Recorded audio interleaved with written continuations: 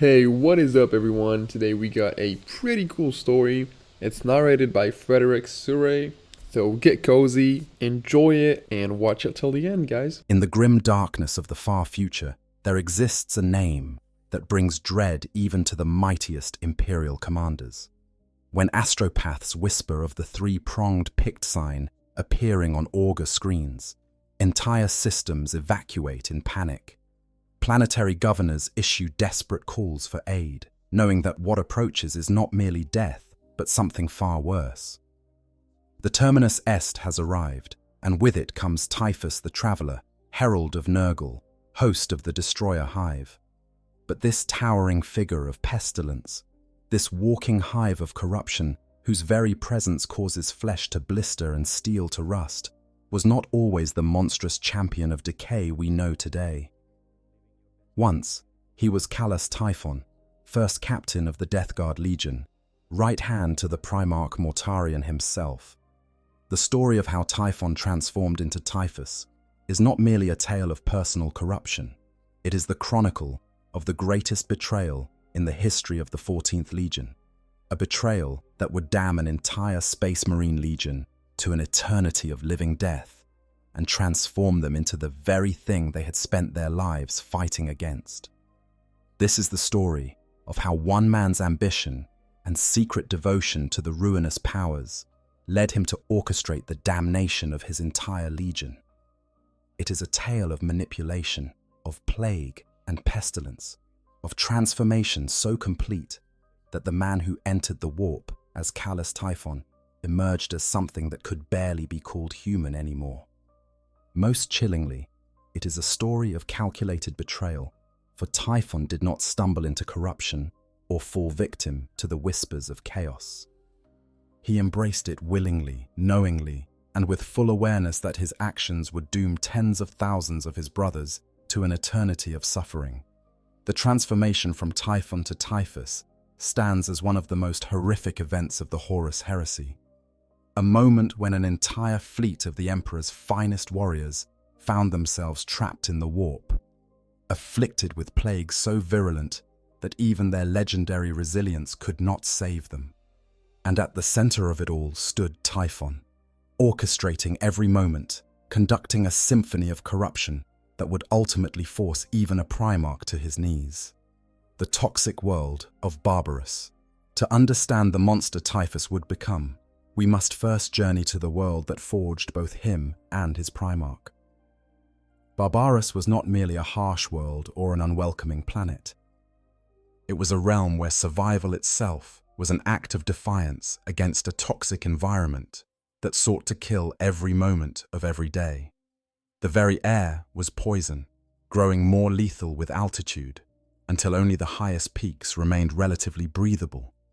The lowlands, where humanity clung to existence, were shrouded in perpetual fog, a noxious mist that could burn unprotected skin and sear lungs with every breath. But the toxic atmosphere was merely the backdrop for true horror. The high mountains of Barbarus, rising above the poisonous mists, were home to beings known as the Overlords.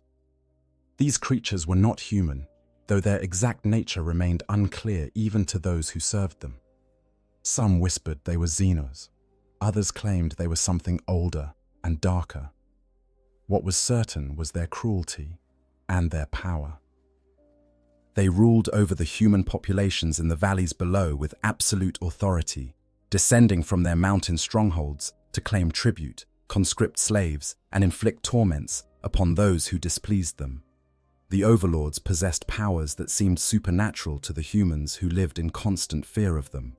They wielded abilities that could wither flesh with a gesture, control minds with a word, and see through darkness and fog as if it were clear day. These were not the crude brutalities of simple tyrants, but the refined cruelties of beings who had perfected the art of domination over countless generations. The humans of Barbarus lived in constant terror, their entire existence defined by avoiding the attention of their inhuman masters. Into this nightmarish world, a child was born who would become Callus Typhon. His origins were themselves a horror, for he was no ordinary child of Barbarus. Typhon was a half-breed, the product of an overlord's twisted desire for a human woman. The circumstances of his conception remain murky, lost to time, and perhaps deliberately obscured. But the result was a boy who carried within him the blood of both oppressor and oppressed. His mother, violated by one of the very beings her people had learned to fear above all else, bore this child who represented everything wrong with Barbarous. The villagers who had once been her community saw in the infant Typhon a living reminder of the overlord's power over them. They saw the taint of the enemy in his features, in his blood. When they looked at this child, they did not see an innocent victim of circumstance, but rather a symbol of their own helplessness. And so they made a choice that would echo through the centuries to come. They drowned Typhon's mother, casting her into the poisonous waters that ran through the valleys, ending her life as punishment for bearing a half-breed child. Young callous Typhon survived, somehow, but he grew up marked by this tragedy. He grew up knowing he was different, knowing he did not truly belong among the humans who raised him with resentment and suspicion. But there was more to his difference than merely his parentage. As Typhon grew from infant to child, strange phenomena began to manifest around him. Objects would move without being touched. When he was frightened or angry, things in his vicinity would shudder and shake, sometimes shattering completely. Plants would wither under his gaze when his emotions ran high. These were not the controlled powers of the overlords, but raw, uncontrolled manifestations of psychic ability. For a child growing up in the shadow of beings who used such powers to torment humanity, these manifestations were terrifying. Typhon understood instinctively that if the overlords learned of his abilities, they would either kill him or claim him as one of their own, either fate being intolerable. If the humans around him realized the full extent of what he could do, they might well complete what they had begun with his mother. So the young Typhon learned to hide, to suppress, to control. Night after night, alone in whatever shelter he could find, Typhon worked to master the energies that resonated within him. It was not the formal training of a librarius or the guided instruction of a mentor. It was raw willpower and desperate necessity. He learned to feel the psychic energies building within him and to channel them, contain them, hide them away where no one could sense their presence. By the time Typhon reached his teenage years, he had achieved what few untrained psychers ever manage: complete conscious control over his abilities. He could call upon them when needed and suppress them completely when survival demanded it. This feat of willpower impressed the elders of his community, though they never knew the true extent of what he had accomplished. But Typhon's mastery over his psychic gifts was only part of his development. Growing up as an outcast, bearing the blood of the overlords while living among those who hated everything they represented, forged in him a particular kind of ambition. He would not merely survive. He would rise above his origins. He would prove himself greater than both the humans who had killed his mother and the inhuman tyrants who had sired him. Every slight, every suspicious glance, every whispered comment about the half-breed child fed the fire of his determination. It was this combination of factors, the psychic gifts carefully hidden, the burning ambition to transcend his origins, the intimate understanding of both human weakness and inhuman power, that would make Typhon the perfect instrument for Nurgle's corruption of the Death Guard. But that lay in the future. For now, young Typhon focused on survival and on honing himself into something that could not be dismissed or destroyed by either humans or overlords. The turning point in Typhon's early life came during a period of upheaval on Barbarous. A rebellion was brewing, not among the humans in the valleys, but among the overlords themselves. One of their number, raised among them, but not truly of them, had turned against his fellows. This rebel warlord had begun building an army, not of overlords or of humans, but of those willing to fight against the tyranny that had defined Barbarous for so long.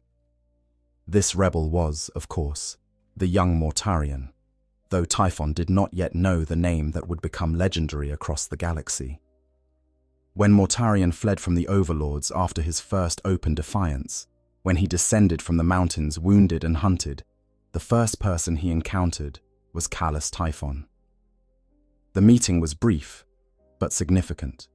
Typhon, recognizing in this towering figure someone who shared his own status as an outsider, helped guide Mortarion to safety. He showed the future Primarch hidden paths through the poisonous mists, taught him which valleys offered the safest refuge, and introduced him to those few humans who might be willing to join a rebellion against the overlords. From that first meeting grew a bond that would endure for centuries, though it would ultimately prove to be built on a foundation of deception. Mortarion saw in Typhon a kindred spirit, someone who understood what it meant to be different, to be caught between worlds. Typhon saw in Mortarion an opportunity, a path to the power and recognition he craved. When Mortarion began assembling his army of liberation, calling together those brave or desperate enough to fight against the overlords, Typhon was among the first to join. He became one of Mortarion's earliest and most trusted lieutenants, fighting in the campaign that would eventually free the lowlands of Barbarus from the overlord's tyranny. During these campaigns, Typhon proved himself repeatedly. His understanding of both the overlord's methods and the humans' capabilities made him invaluable as a strategist. His physical prowess, enhanced by whatever genetic gifts his half-breed heritage had bestowed, made him deadly in combat. And his carefully hidden psychic abilities, deployed only in the most desperate circumstances and never openly acknowledged, saved lives and turned the tide of battles more than once. Mortarion, who harbored a deep and abiding hatred for all things supernatural stemming from his own experiences with the overlords, never suspected that his most trusted lieutenant possessed the very powers he despised. But even as Typhon fought alongside Mortarion to free Barbarus, even as he stood shoulder to shoulder with the warriors who would become the first Death Guard, a part of him remained separate, watchful, waiting. He had learned early that survival required patience, that power came to those who knew when to reveal their true nature and when to hide it. The humans of Barbarus had taught him to distrust and to scheme. The blood of the overlords that ran in his veins whispered to him of power beyond human understanding. And deep within his soul, something else was beginning to stir, though Typhon would not fully understand what it was until much later. The Emperor's arrival and the birth of the Legion. The campaign to liberate Barbarus was reaching its climax when everything changed. Mortarion and his army had pushed the overlords back to their highest strongholds, driving them into the mountains where the very air became a deadly poison that even Mortarion's enhanced physiology struggled to endure. The final overlord, the tyrant who had raised Mortarion before his rebellion, remained in an impregnable fortress at the summit of the highest peak. Mortarion prepared for the assault that would complete his revenge and free Barbarus forever. Then came the arrival of the Emperor of Mankind. The master of humanity descended upon Barbarus with a force that made even the Overlord's powers seem insignificant. The Emperor did not come to conquer Barbarus, however. He came to reclaim his son, the Primarch, who had been stolen from him by the machinations of the Chaos Gods and cast across the galaxy to this toxic, embattled world. The Emperor offered Mortarion a challenge. If Mortarion could defeat the final overlord alone, Barbarus would be his to rule. If he failed, Barbarus would join the Imperium, and Mortarion would lead his legions across the stars. Mortarion accepted, driven by pride and by his burning need to complete his revenge with his own hands. He climbed toward that final fortress, pushing through increasingly toxic air, his body struggling with every step. But the atmosphere at those highest peaks was beyond even a Primarch's endurance. Mortarion collapsed, poisoned and dying, mere meters from his goal. The Emperor then did what Mortarion could not. He climbed to the fortress, slew the final overlord, and freed Barbarus in a single day. For Mortarion, this victory was more bitter than any defeat. The Emperor had stolen his revenge, proven him insufficient, and now claimed Barbarus and its people for the Imperium. The resentment Mortarion felt in that moment would fester for decades, ultimately contributing to his decision to join Horus's rebellion. But in the immediate aftermath, Mortarion had little choice but to accept the Emperor's offer. He would lead the legion of space marines that bore his gene seed, fighting across the galaxy in the name of the Imperium he had never wanted to join. For Carlos Typhon, the Emperor's arrival represented a different kind of transformation. When Mortarion was reunited with the 14th Legion, when he began the process of remaking them into his vision of what Space Marines should be, Typhon was among those chosen to undergo the transformation. The surgical procedures, the organ implantation, the genetic manipulation, all of it reshaped Typhon's body into that of a Space Marine. His already considerable abilities were enhanced beyond measure. His psychic powers, carefully hidden even from himself in some ways, were now locked within a frame of enhanced muscle, reinforced bone, and multiple redundant organs. The transformation also brought Typhon into the broader structure of the 14th Legion. The Legion had initially been known as the Dusk Raiders, composed primarily of warriors recruited from Terra's brutal nation of Albia. They had earned glory during the Unification Wars and the early Great Crusade, known for their twilight assaults and unbreakable discipline. But with Mortarion's discovery, the Legion began to change. New recruits came almost exclusively from Barbarous, bringing with them the grim fatalism and stoic endurance that characterized their death world. The culture of the Legion shifted, traditions changed, and tensions grew between the original Terran-born Marines and the new Barbaran recruits. Typhon found himself perfectly positioned within this changing Legion. His early association with Mortarion gave him influence with the Primarch. His understanding of both Barbaran culture and military tactics made him respected among the new recruits. And his pragmatic, results-focused approach to warfare earned him grudging respect even from the Terran veterans who resented the changes Mortarion was implementing. Within remarkably few years, Typhon rose through the ranks to become the first captain of the Death Guard, second in authority only to Mortarion himself. This position came with command of the Legion's flagship, the ancient and powerful battleship known as the Terminus Est. This vessel had been among the first capital ships assigned to the 14th Legion, a unique design that predated even the Great Crusade. Its exact specifications and capabilities were remarkable, with some suggesting it could challenge even the mighty Gloriana-class battleships in combat. From the command throne of the Terminus Est, First Captain Typhon directed entire campaigns, coordinated fleet actions, and represented the Death Guard Legion in councils of war with other legions. But even as Typhon rose to prominence within the Legion, even as he commanded fleets and led assaults on hostile worlds, he maintained the careful deception that had defined his entire life. The Death Guard had no librarius, no course of warrior psychers like many other legions maintained. Mortarion's hatred of anything supernatural, stemming from his experiences fighting the overlords of Barbarous, meant that psychic ability was not merely discouraged within the 14th Legion. It was viewed with active suspicion and hostility. The few Death Guard who manifested psychic abilities after their transformation were carefully hidden, their powers suppressed and controlled. Typhon, with his decades of experience hiding his gifts, became the unofficial mentor to these few psychically gifted Death Guard.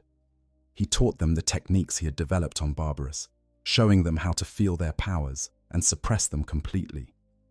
He helped them learn to sense when their abilities were about to manifest and how to redirect or contain that energy before anyone noticed.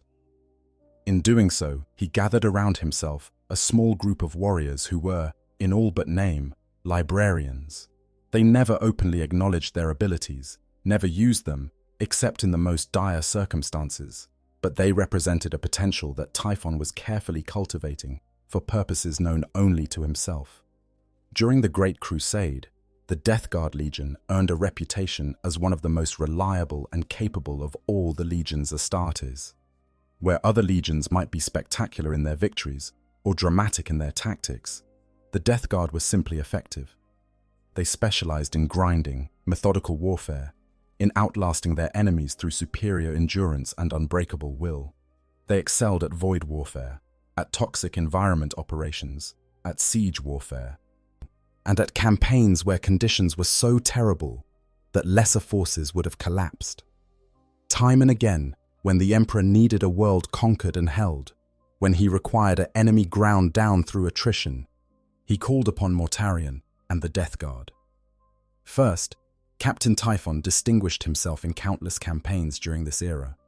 He led assaults against fortified positions that other captains deemed impregnable. He orchestrated void battles that destroyed enemy fleets many times larger than his own forces. His tactical acumen earned him respect throughout the Legion and recognition from other Primarchs and their champions. When other legions fought alongside the Death Guard, they quickly learned that Typhon's word was as good as Mortarion's own when it came to coordination and planning. But beneath this facade of loyalty and effectiveness, something was changing in Callus Typhon. The same ambition that had driven him to survive on Barbarous, to rise above his origins and prove himself greater than his circumstances, now chafed at the limitations of his position.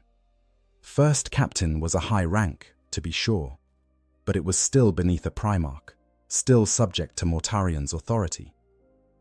More importantly, Typhon had spent his entire life suppressing what he truly was, hiding his psychic abilities, pretending to be something he was not. The constant deception, the eternal vigilance required to maintain his secret, had begun to wear on him. And then came the Zaramund campaign, and everything changed. The seeds of corruption. The Zaramund system was of strategic importance during the later years of the Great Crusade.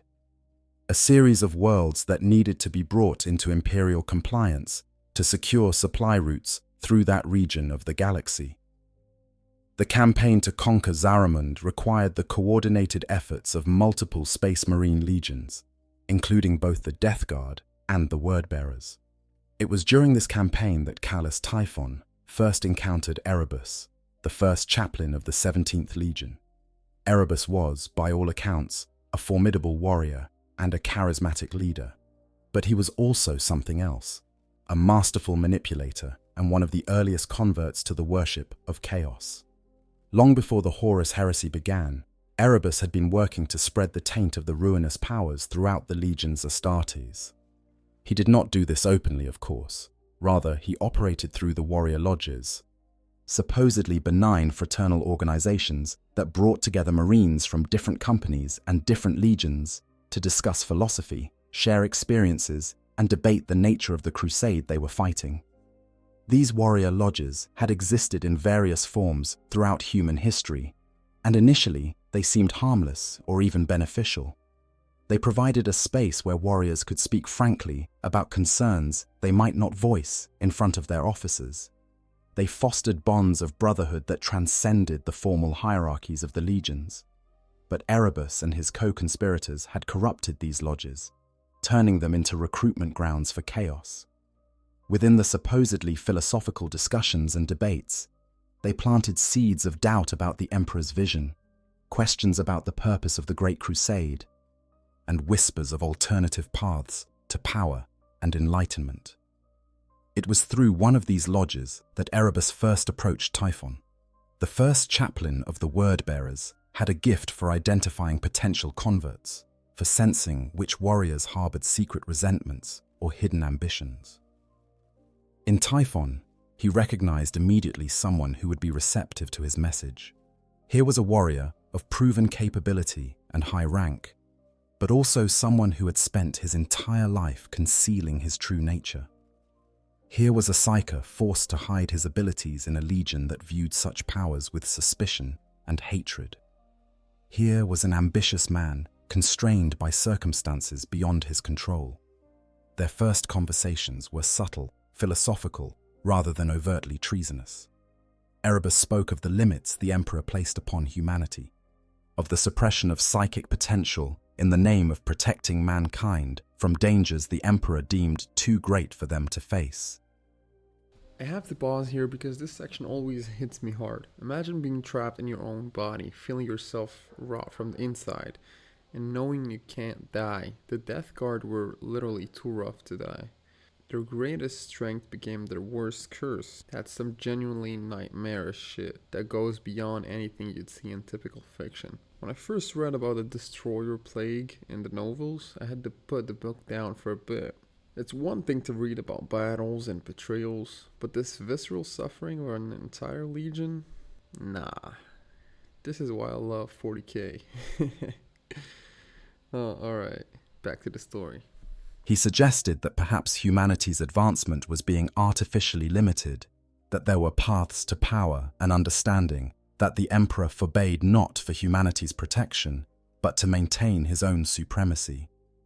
These arguments resonated with Typhon's own experiences. He had been forced to hide what he was his entire life, first on Barbarous, and then within the Death Guard. The Emperor's restrictions on psychic powers felt personal, felt like yet another authority figure telling Typhon that who he truly was remained unacceptable.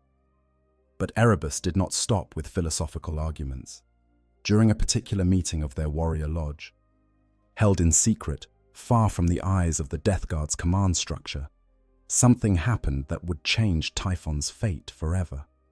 An old woman appeared at the gathering, though no one could later agree on exactly how she had arrived or why her presence there had seemed entirely natural at the time. She moved through the assembled Marines, speaking briefly with several of them, but when she reached Typhon, she stopped. According to Typhon's own later recounting, the woman reached out and touched his hand. In that moment of contact, revelation struck him like a physical blow. He felt a presence vast beyond comprehension, ancient beyond measure, patient beyond human understanding. This presence knew him, knew what he was, knew the secret he had kept hidden his entire life.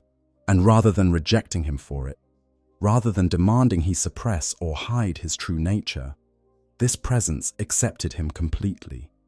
More than accepted, it welcomed him. It offered him a place where he would not need to hide, where his psychic abilities would be celebrated rather than concealed, where he could embrace the fullness of what he was without fear or shame. This presence, of course, was Nurgle, the chaos god known as the Lord of Decay, the Plague Father, grandfather of disease. Though Typhon did not yet fully understand what he had encountered, though the name Nurgle meant nothing to him at that moment, he felt the promise of acceptance and power that the Plague God offered. In a life defined by rejection, by the humans of Barbarous who had killed his mother, by the Death Guard culture that forced him to hide his psychic gifts, by circumstances that limited his ambitions, this moment of complete acceptance was intoxicating. From that point forward, Callous Typhon was no longer merely the first captain of the Death Guard. He was a secret worshipper of Nurgle, a convert to chaos, who maintained his facade of loyalty while serving a very different master. The transformation was not immediate or dramatic. Typhon did not suddenly begin displaying obvious signs of corruption or acting in ways that would draw suspicion. Instead, he became even more careful, even more disciplined in maintaining his cover. But internally, fundamentally, everything had changed. Erebus continued to guide Typhon's education in the ways of chaos, teaching him about the true nature of the warp and the entities that dwelt within it. He explained that the Emperor's claim that there were no gods was a lie, that powerful beings existed in the Imperium who could grant gifts beyond anything the Emperor offered. He introduced Typhon to the concept of the four ruinous powers, Horn, Tzeentch, Nurgle, and Slaanesh, though Typhon's devotion would remain firmly with Nurgle, the god who had first offered him acceptance. During this period, Typhon began to actively use his psychic abilities again, though still in secret. Where before he had simply suppressed them to avoid detection, now he began to explore what he could do with Nurgle's blessing flowing through him. He discovered that his powers had a particular affinity for decay and entropy, for withering living things and corroding the inorganic. Plants died faster in his presence if he allowed his power to flow freely. Metal rusted and corroded. Even the armored shells of the Death Guard's enemies seemed to weaken and fail when Typhon directed his will against them. These abilities remained carefully hidden, deployed only when no one would notice their effects, but they represented a growing connection to Nurgle's domain over decay and disease. What made Typhon particularly valuable to the Chaos God's plans was the position he held within the Death Guard. As first captain, he had influence over Legion deployments, access to strategic planning, and the trust of Mortarion himself. He could subtly shape the Legion's actions in ways that served Chaos's purposes, without anyone questioning his decisions. More importantly, he began to identify other Death Guard who might be receptive to Chaos's whispers, particularly those few who possessed psychic abilities and chafed under the requirement to hide them. Typhon's conversion to Chaos worship preceded even that of Horus, the War Master, who would ultimately lead the rebellion against the Emperor. This is a crucial detail often overlooked in discussions of the heresy. When Horus fell to Chaos on Darwin, when the Word-Bearers and their dark rituals turned the Emperor's favorite son into a servant of the ruinous powers, Typhon had already been worshipping Nurgle for years. His allegiance to Chaos predated that of his own Primarch, predated the grand conspiracy that would split the Imperium in civil war. Typhon was not swept along by events or corrupted in a moment of weakness. He had chosen his path deliberately, knowingly, and with full awareness of what he was doing. This early conversion meant that when the Horus heresy began, when War Master Horus revealed his treachery and called other legions to join his rebellion, Typhon was perfectly positioned to serve as the instrument of the Death Guard's corruption. He had years of experience in deception and manipulation. He had established networks of influence throughout the Legion. He had the complete trust of Mortarion, who saw in his first captain a loyal brother-in-arms from their earliest days on Barbarus. And he had the blessing and guidance of Nurgle himself, who had long-term plans for the 14th Legion. During these years between his conversion and the outbreak of the heresy, Typhon's relationship with Mortarion took on new complexity. To the Primarch, Typhon remained the trusted companion from Barbarus, the first friend Mortarion had made after his rebellion began, the warrior who had stood beside him through the campaign to free their homeworld. They shared memories and experiences that created a bond seemingly unbreakable. When Mortarion spoke of his plans for the Legion, when he revealed his innermost thoughts about the Emperor and the Great Crusade, Typhon listened and advised, all while secretly working toward very different goals. But beneath this facade of brotherly loyalty, Typhon had developed a complicated mix of feelings toward his Primarch. On one level, he genuinely cared for Mortarion, or at least cared for the memory of who Mortarion had been on Barbarus before the Emperor's arrival complicated everything.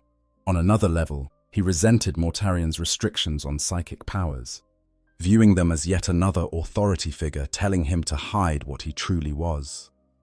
And on a deeper level still, he had begun to see Mortarion as an obstacle to be overcome, as someone whose fall would serve Nurgle's purposes, and, not coincidentally, remove the one person who stood between Typhon and ultimate authority over the Death Guard.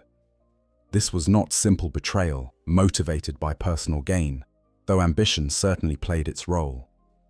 Typhon genuinely believed that bringing the Death Guard into Nurgle's service would be liberation rather than damnation.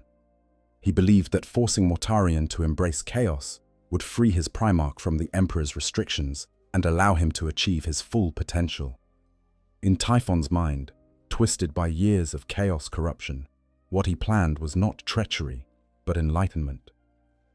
He would show Mortarion and the entire Legion the truth he had learned, that the Emperor's path was a lie, that true power and acceptance could be found in service to Nurgle. With these beliefs firmly entrenched in his mind, with Nurgle's whispers guiding his actions, callous Typhon prepared for the day when his moment would come. He did not know exactly when or how he would bring about the Death Guard's fall, but he knew it would happen. Nurgle had promised him this, and Typhon had absolute faith in his dark god's promises. All he needed was the right opportunity, the perfect moment when circumstances would allow him to execute a plan that would doom his entire Legion. That moment came when Horus Lupercal, War Master of the Imperium, revealed his true allegiance and plunged the galaxy into civil war. The Horus heresy begins. When news reached the Death Guard that War Master Horus had declared his rebellion against the Emperor, Mortarian's response was swift and decisive, but not in the direction the Emperor would have hoped. The Primarch of the 14th Legion declared his support for Horus almost immediately, citing his long-standing grievances against the Emperor and his belief that Horus represented a better future for humanity. For Mortarian, the decision was about loyalty to a brother he trusted over an authority figure he resented. For the Emperor, it was a devastating blow that removed one of his most effective military forces from the loyalist side. For Callus Typhon, Mortarian's decision represented the opportunity he had been waiting for. The outbreak of civil war provided cover for actions that would have been impossible during peacetime. The confusion and chaos of the heresy's early days meant that unusual commands or strange occurrences might be attributed to the general madness of brother fighting brother, rather than to deliberate manipulation. Most importantly, the rebellion gave Typhon a clear path toward forcing Mortarian into exactly the position where the Primarch would have no choice but to turn to Nurgle for salvation.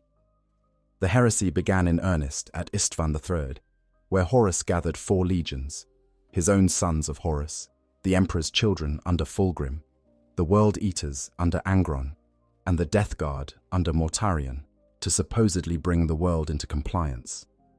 What the loyalist elements of these legions did not know was that Horus had already identified which of their members would likely remain loyal to the Emperor if given the choice. These loyalists were sent to the surface of Istvan III for what they believed would be a standard planetary assault. Instead, the War Master ordered a virus bombing of the entire planet, using weapons so devastating that they killed virtually everything alive on the surface.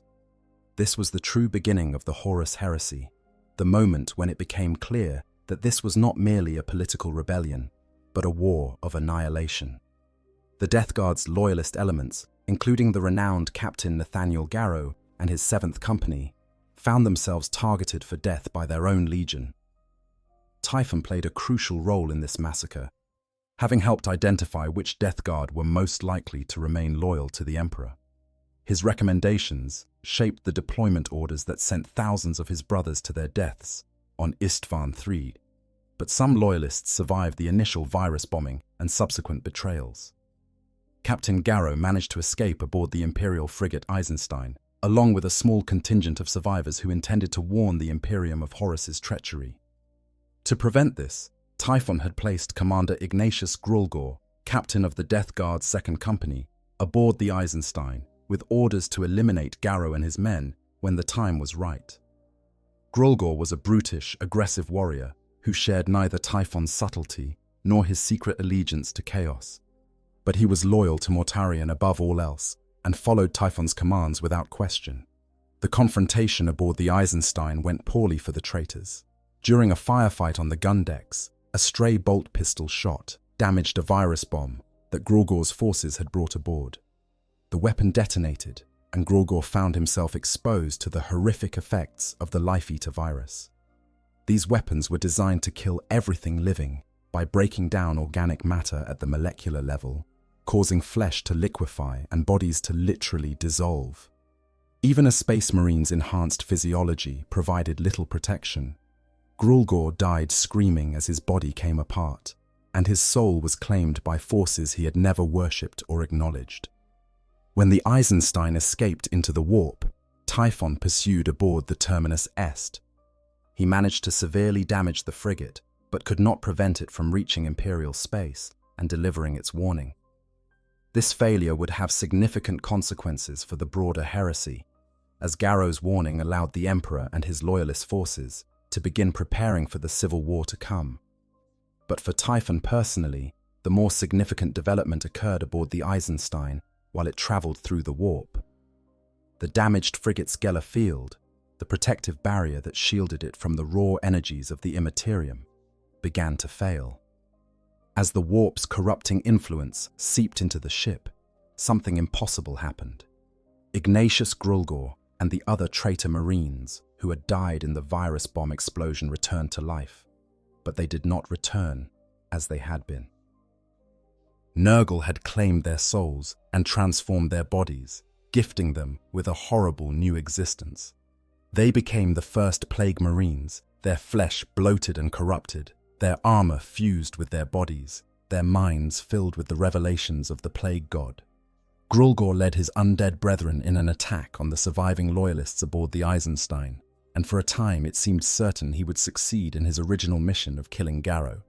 But Captain Garrow, in desperation, ordered an emergency transition back to real space. Without the warp's energies to sustain them, the plague marines collapsed, their bodies destroyed, and their demonic essence banished. Grulgor's soul was cast back into the Imperium, though this would not be his final appearance in the story. This incident provided Typhon with his first direct evidence of what Nurgle could do, what transformations the plague god could work upon the bodies and souls of space marines. He saw how death could be overcome, how corruption could grant a kind of immortality, how service to Nurgle could reshape warriors into something beyond what the Emperor had created. These revelations confirmed everything he believed about the superiority of the Chaos Gods over the Emperor's vision.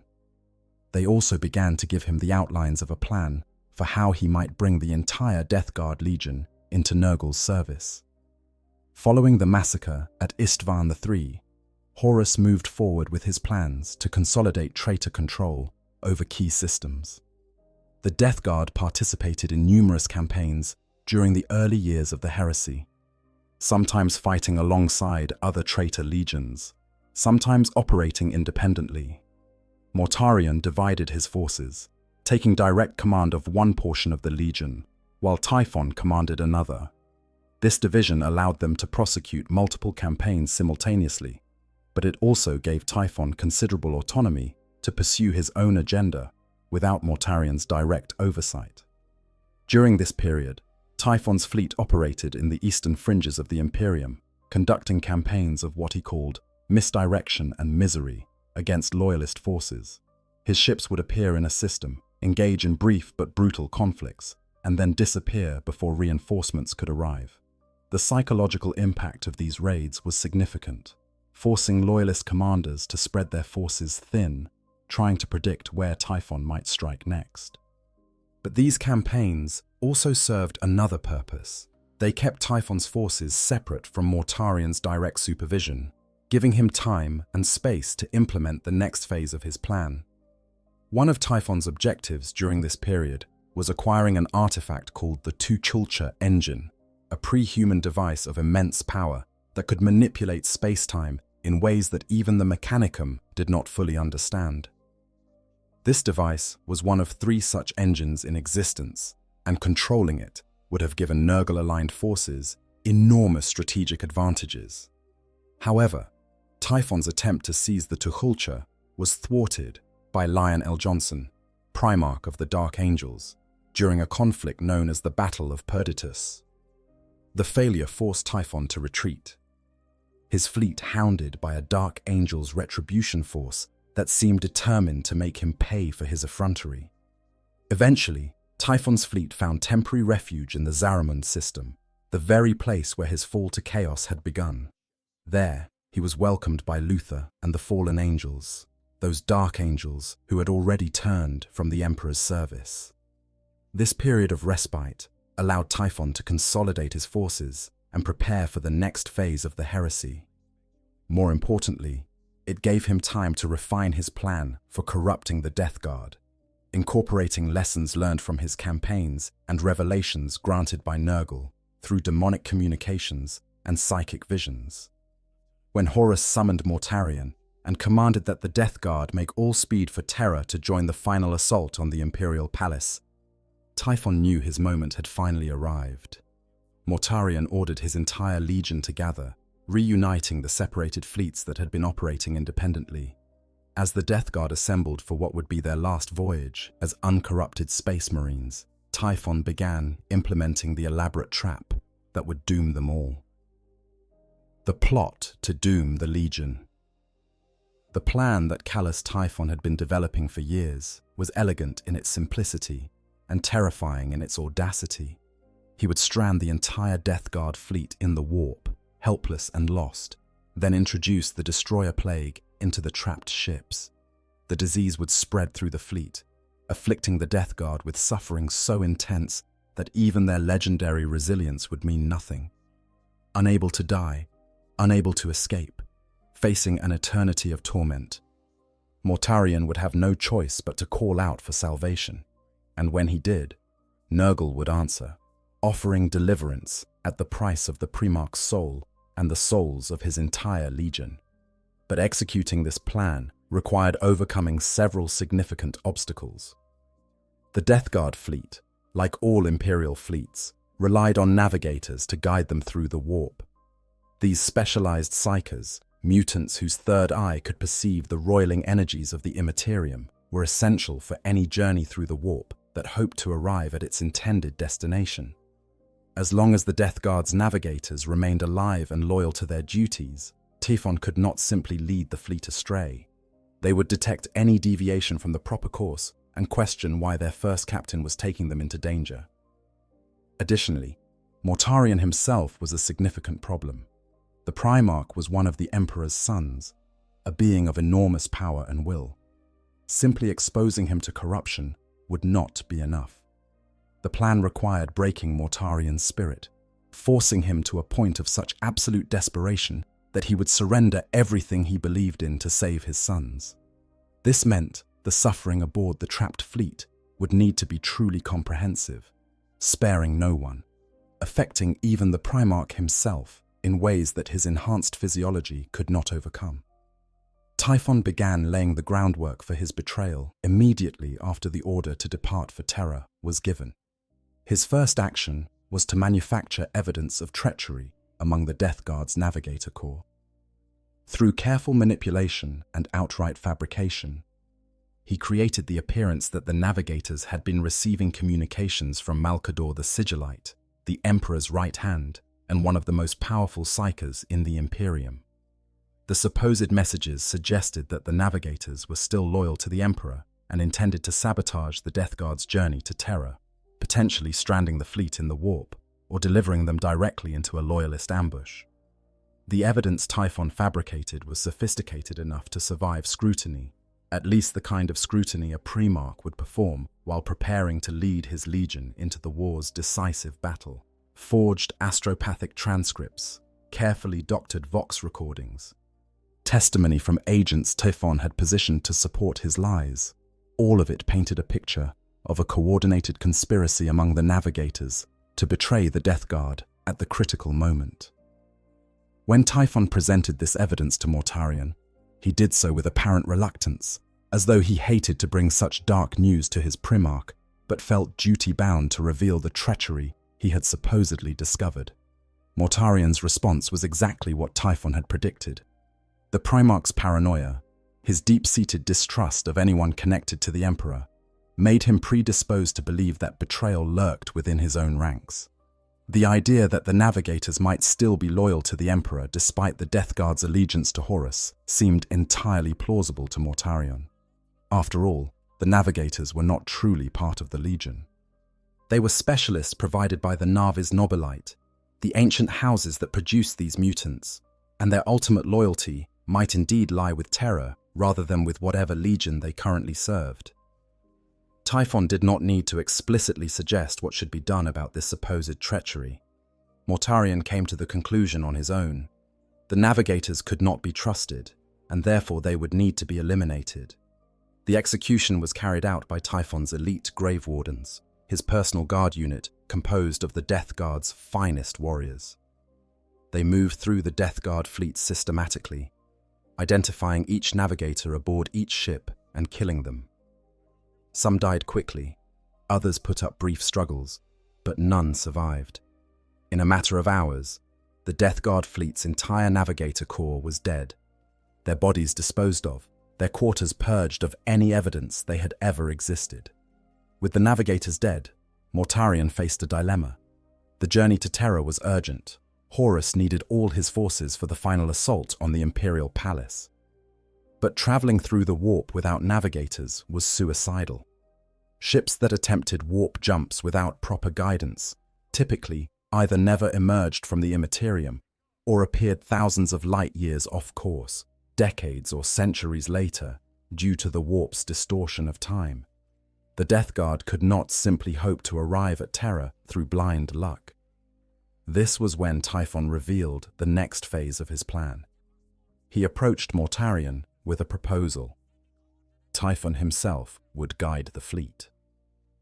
Years ago, during his time on Barbarous, Typhon had demonstrated psychic abilities that he had subsequently suppressed to comply with Mortarion's prohibition on such powers within the Legion.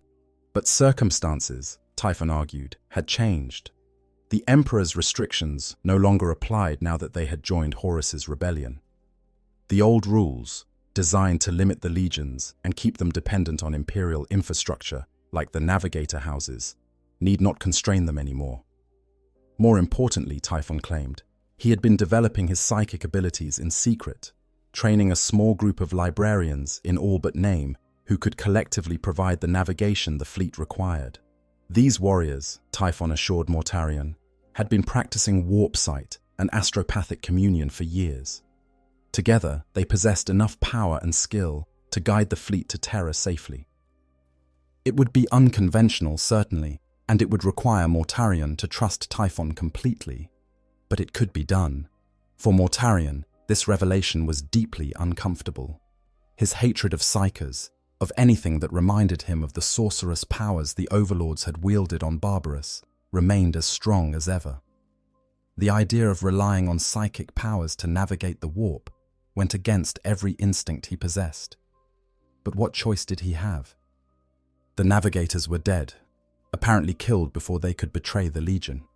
Horus demanded that the Death Guard reach Terra as quickly as possible. And Typhon, his most trusted lieutenant, his brother-in-arms from Barbarous, was assuring him that this could work. Mortarion agreed, though he did so with reluctance that bordered on physical revulsion. He made Typhon swear that nothing would go wrong, that the fleet would reach Terra safely, that the psychic powers being employed would remain under complete control. Typhon swore all of this readily, lying with the ease of someone who had been deceiving his Primarch for years. Every word of reassurance was false, every promise a betrayal waiting to unfold. But Mortarion, for all his paranoia, could not conceive that Typhon would deceive him so completely. The bonds forged on Barbarous seemed too strong to break. The Death Guard fleet made final preparations for the journey to Terra. Ships were supplied, weapons were readied, troops were assembled and briefed on their roles in the coming assault on the Imperial Palace. Throughout the fleet, tens of thousands of Death Guard Space Marines prepared for what they expected to be the culminating battle of the Horus heresy, the moment when they would strike at the heart of the Imperium and bring down the Emperor's throne. They did not know they were about to embark on a journey into horror that would transform them into something monstrous, that the Death Guard Legion they served would die during this voyage, replaced by something that wore their armor but could no longer be called human in any meaningful sense. At Mortarion's command, the Death Guard fleet translated into the warp. The transition was smooth, the Geller fields activating properly, the ships making the shift from real space to the Imperium without incident. Typhon sat in his command throne aboard the Terminus Est, extending his consciousness through the assembled psychers he had gathered, supposedly guiding the fleet toward Terra. But the course he plotted had nothing to do with the Imperial throne world. Instead, Typhon directed the Death Guard into a region of the warp where Nurgle's influence was strongest, where the boundaries between reality and the Plague God's garden were thin enough to become permeable. The fleet traveled for what felt like days, but might have been weeks or even months. Time has little meaning in the warp, and the Death Guard's sense of duration became increasingly unreliable. Nothing seemed amiss initially. The ships maintained formation, communications remained clear, and Typhon provided regular updates on their progress. But gradually, almost imperceptibly, things began to change. The air within the ships grew heavier, thicker, as though humidity was increasing, despite the environmental system's attempts to maintain standard atmospheric composition. Shadows seemed darker, lingering in corners, even when direct illumination should have eliminated them. Strange sounds echoed through corridors, dripping water, distant buzzing, wet footsteps that investigation never located. These changes were subtle enough that individual Death Guard might notice one or two oddities, but not recognize a pattern. And any who reported concerns to their officers were told that such phenomena were normal during extended warp travel, minor distortions caused by proximity to the Imperium. Then the fleet simply stopped moving. The forward momentum that ships traveling through the warp maintained ceased entirely. The Death Guard vessels floated in a region of the Imperium where the roiling energies had become still and stagnant, like water in a pool with no circulation. Typhon and his psychers claimed they were attempting to find a current that would carry the fleet toward Terra, but their efforts seemed to make no difference. The ships remained becalmed, unable to advance or retreat, trapped in a pocket of the warp that defied every attempt to navigate out of it. This was when Mortarion began to suspect something was deeply wrong. He confronted Typhon, demanding to know what had happened, why they were not making progress. Typhon maintained his deception perfectly, claiming that this was an unexpected complication, that the warp's currents were behaving strangely, that they would find a way through. But privately, Typhon knew that his trap had closed perfectly. The Death Guard fleet was now exactly where Nurgle wanted it, suspended in a portion of the warp that the Plague God controlled absolutely. All that remained was to introduce the plague and let nature, or rather supernatural corruption, take its course. The Destroyer Plague came like a thief in the night, appearing first in isolated cases that seemed random and unconnected. A Death Guard on watch would suddenly collapse, racked with agonizing pain, as his enhanced immune system tried and failed to fight off an infection unlike anything in the natural universe. Another would develop pustules that burst and wept pus, covering his armor in slime that no amount of scrubbing could remove. Equipment began to fail as corrosion spread impossibly fast, eating through metal that should have taken centuries to degrade. And everywhere, fat black flies began to appear, buzzing through the ship's corridors, feeding on the filth that was beginning to accumulate. The Death Guard's legendary resilience, the genetic enhancements, and multiple redundant organs that made them capable of surviving injuries and conditions that would kill normal humans, became a curse. They could not die from the plague. Their bodies kept functioning even as disease ravaged every cell. Their consciousness remained clear even as their flesh rotted and their organs liquefied. They felt every moment of pain, every wave of nausea, every burning fever and aching joint, but death never came to end their suffering, and this was only the beginning. Becalmed in the warp. The Destroyer Plague was unlike anything the Death Guard had encountered before, unlike anything that existed in the material universe. This was not a disease that could be analyzed, catalogued, and countered through medical knowledge and genetic engineering. It was a manifestation of Nurgle's will, a supernatural corruption that bypassed every defense the Death Guard possessed. Their enhanced immune systems detected the infection and marshaled every resource to fight it. But these efforts meant nothing against a plague that existed partially in the Imperium. The early stages of the infection were almost understated, which made them somehow more horrific than if the symptoms had been immediately catastrophic. A Death Guard would notice a slight discoloration of his skin, visible when he removed his armor for maintenance or ablutions. At first, it would seem like a minor bruise, or perhaps a patch of dermatitis, easily dismissed as insignificant. But over hours or days, time becoming increasingly difficult to track in the becalmed fleet, the discoloration would spread and darken.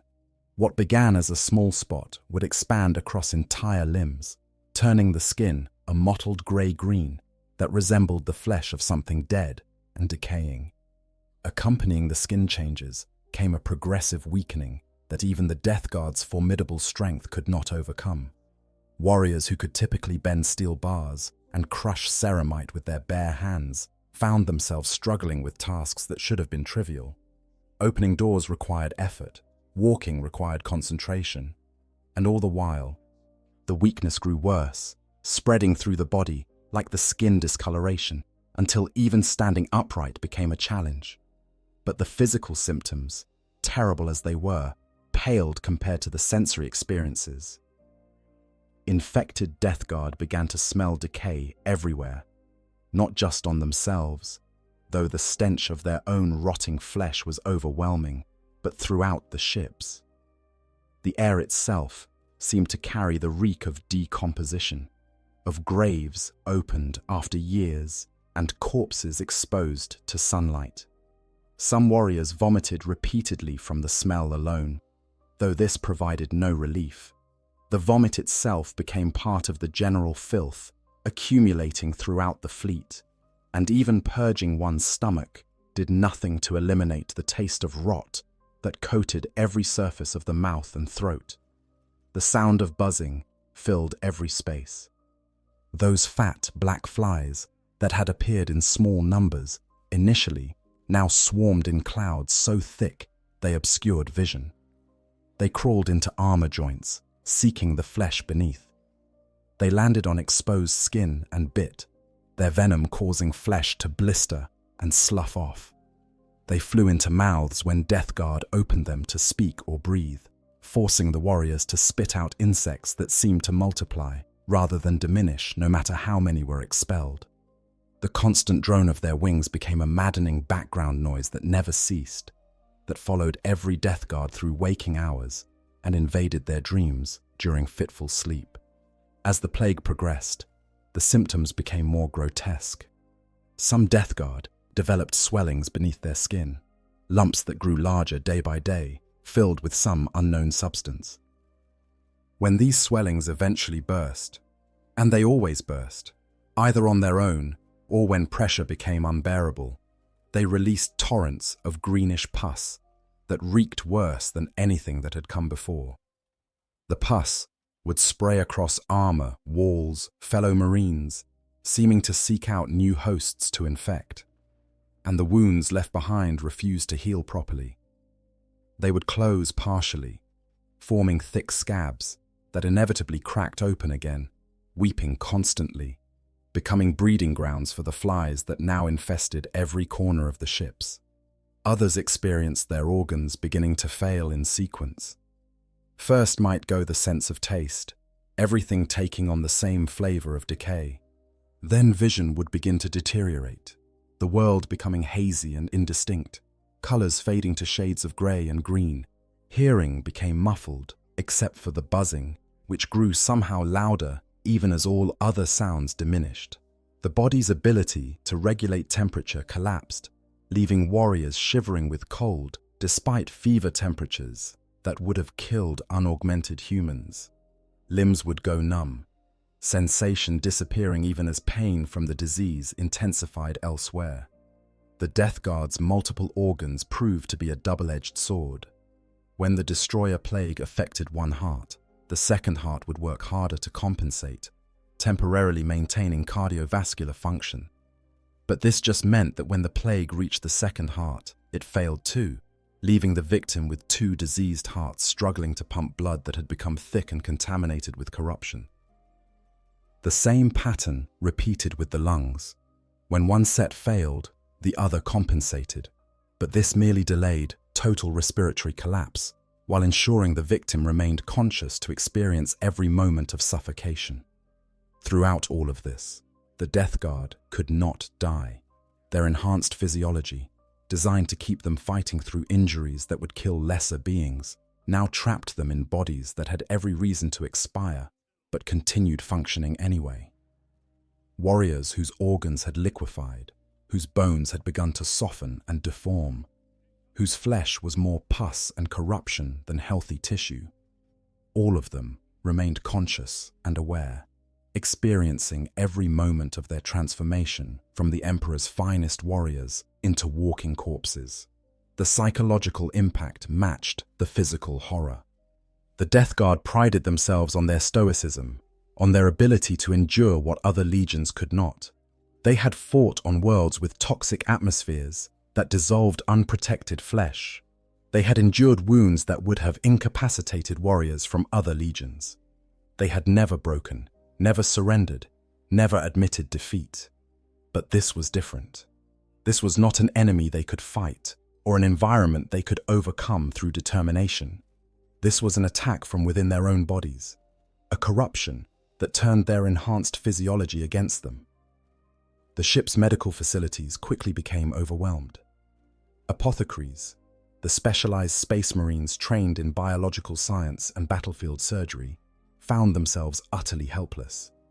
They could analyze the plague, identify the symptoms, document the progression. But they could not cure it, could not even slow it down. Every treatment they attempted failed completely. Standard antibiotics had no effect. Specialized antiviral compounds designed for the most extreme diseases made no difference. Even radical procedures like removing infected tissue or replacing corrupted organs provided only temporary relief before the plague reasserted itself. Worst of all, the disease seemed to adapt to any countermeasure. When the apothecaries developed a compound that showed initial promise against one symptom, the plague would mutate around it within hours, becoming resistant. When they attempted to quarantine infected warriors to prevent spread, they discovered the disease had already infected everyone. It was merely manifesting at different rates in different victims. The plague was not behaving like a normal pathogen. It was behaving like a living, intelligent force that actively worked to maximize suffering. Mortarion himself was not spared. The Primarch, whose physical resilience exceeded even that of his enhanced sons, began exhibiting symptoms within what might have been weeks of the fleet becoming trapped. For a being of Mortarion's stature and power to fall prey to disease was almost incomprehensible. Primarchs were designed to be proof against all natural ailments, their genetic engineering so sophisticated that they could survive in conditions that would kill anything less than another Primarch. But the Destroyer Plague was not natural, and Mortarion's defenses meant nothing against Nurgle's will. The Primarch's symptoms began with a persistent cough, something that should have been impossible for his enhanced respiratory system to develop. The cough grew worse, becoming a racking spasm that seized Mortarion's entire body and brought up quantities of greenish-black phlegm. His skin, normally pale from a life spent in Barbaros's gloom and the Death Guard's preference for twilight operations, took on a grey pallor that suggested advancing necrosis.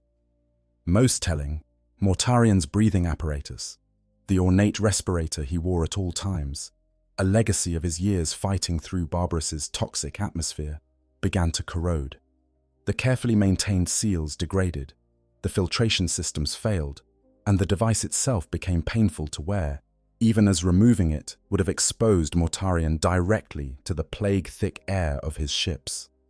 As the situation deteriorated, as the fleet remained trapped and the plague spread unchecked, Mortarion drove himself to the edge of madness, searching for solutions. He studied every medical text in the Death Guard's archives. He consulted with his apothecaries constantly, demanding updates, insisting there must be some treatment they had overlooked. He even reached out through psychic communications to seek aid from other traitor forces, asking if anyone had encountered something similar and found a cure. All of it was futile. The plague could not be stopped by conventional means. During this time, one of the first Death Guard to fall completely to the corruption was Rahib Zuriek, a warrior who had served since the Legion's earliest days. Mortarion himself attended Zuriek's final moments, watching as the Marine's flesh blackened and began to slough off in sheets. He witnessed Zuriek's transformation from a proud space marine into a thing of decay and corruption. And when Zuriek finally seemed to die, when his heart stopped and his brain activity ceased, Mortarion thought that at least in death, the warrior had found peace. But there was no peace, not even in death. Zuriek's corpse began to move, reanimating hours after his apparent demise. The thing that rose from what had been Zuriek's body was no longer truly him. It was something else wearing his shape, speaking with his voice, but serving a different master. This was the first Plague Marine created aboard the Death Guard fleet, a harbinger of what awaited all of them if the current trajectory continued. Mortarion attempted everything he could conceive of to free Zuriek from this cursed existence, but nothing worked. The risen corpse mocked the Primarch's efforts, its voice carrying undertones of something vast and terrible that spoke through the dead Marine's throat. Even destroying the body provided no lasting solution. In the warp's current, distorted state, near Nurgle's domain, such destruction merely released the demon that had possessed Zuriek to find another host, or to assault the living more directly. The crisis reached its apex when it became clear that the entire fleet was approaching the same state. Death guards throughout the trapped ships were entering the final stages of the plague. Some had locked themselves in their quarters, unable to bear being seen in their corrupted state. Others had attempted suicide, succeeding in destroying their bodies only to find their consciousness trapped in the warp, their souls claimed by Nurgle, experiencing suffering beyond even what their physical forms had endured. The fleet itself was dying along with its occupants, the ship's systems failing as corrosion and decay spread through machinery that should have been proof against such deterioration. It was into this hell that Mortarion finally descended into the depths of the Terminus Est to confront Callous Typhon. The transformation of Typhon. Mortarion's journey through the Terminus Est to reach his first captain's position was itself a descent into nightmare. The flagship, once pristine and maintained to the Death Guard's exacting standards, had become something from a fever dream.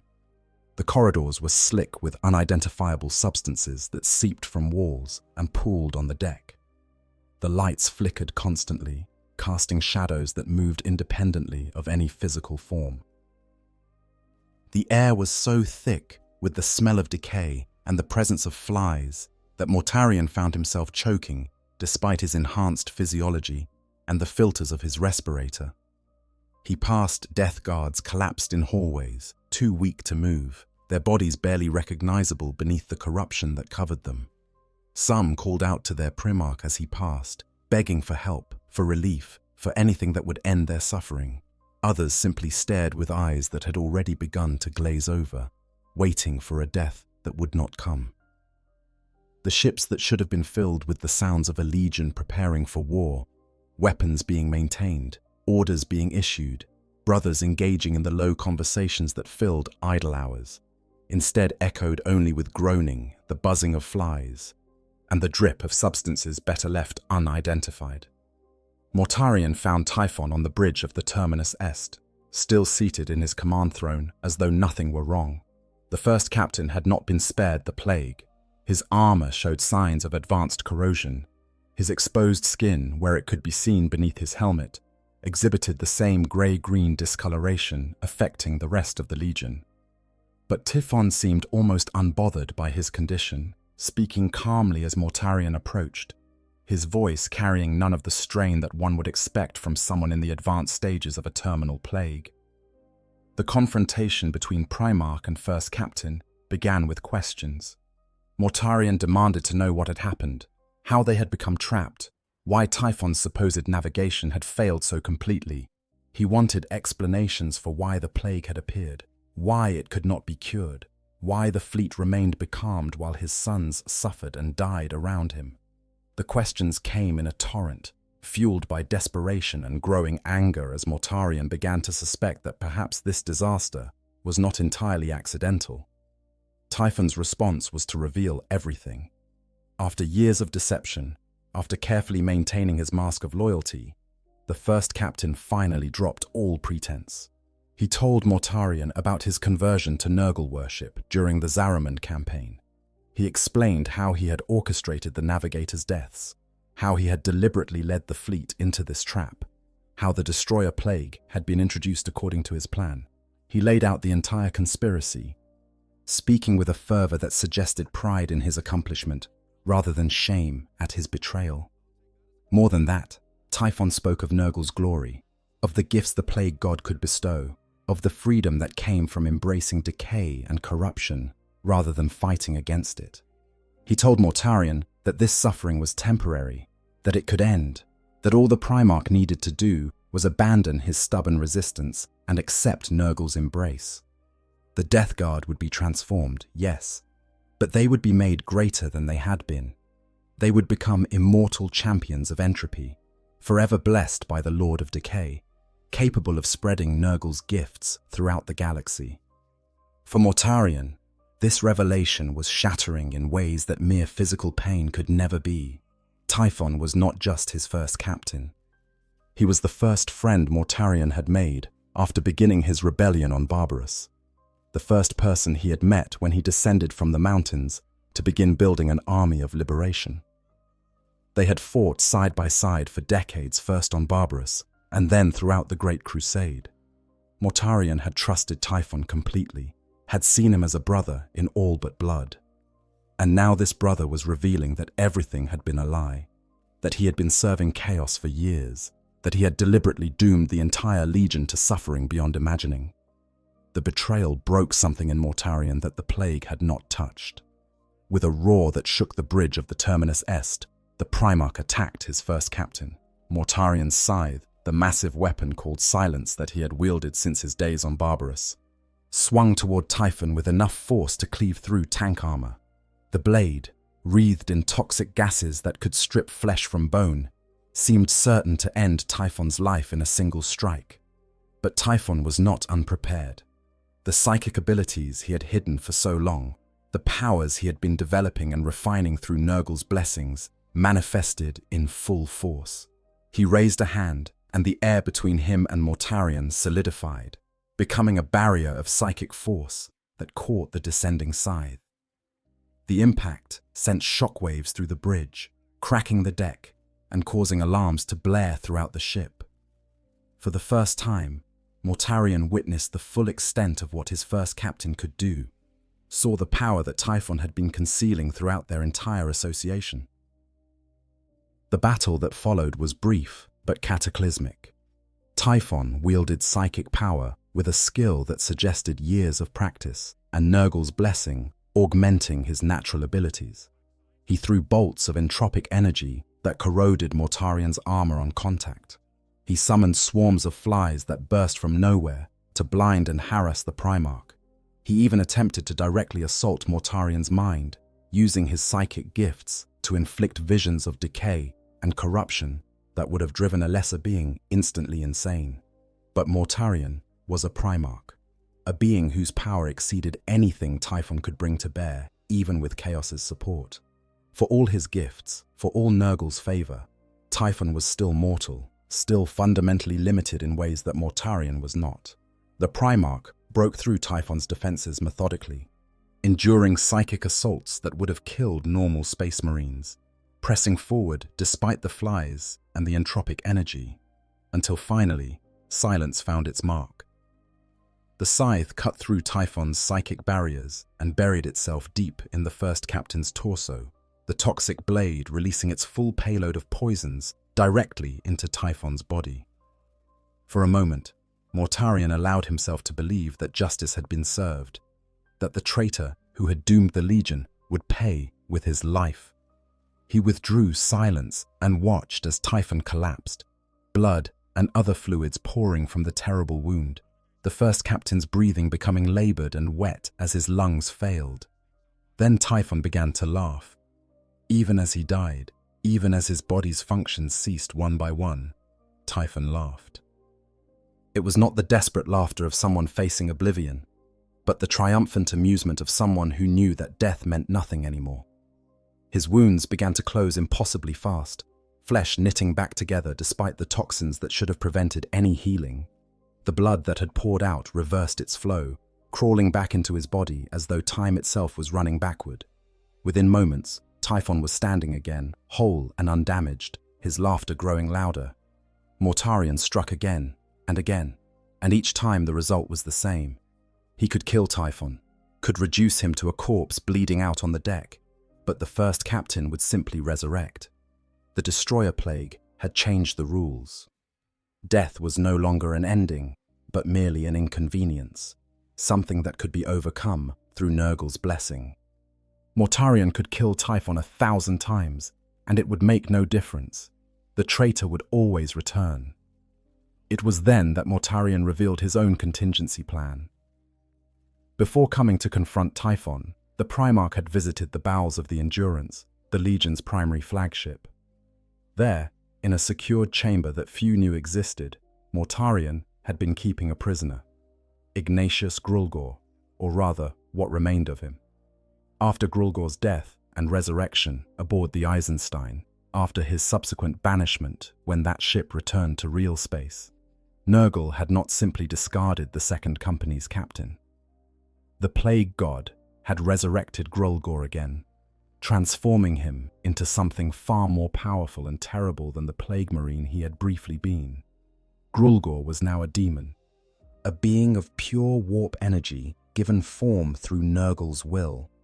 He existed partially outside normal reality, sustained by the Plague God's power rather than by any physical body.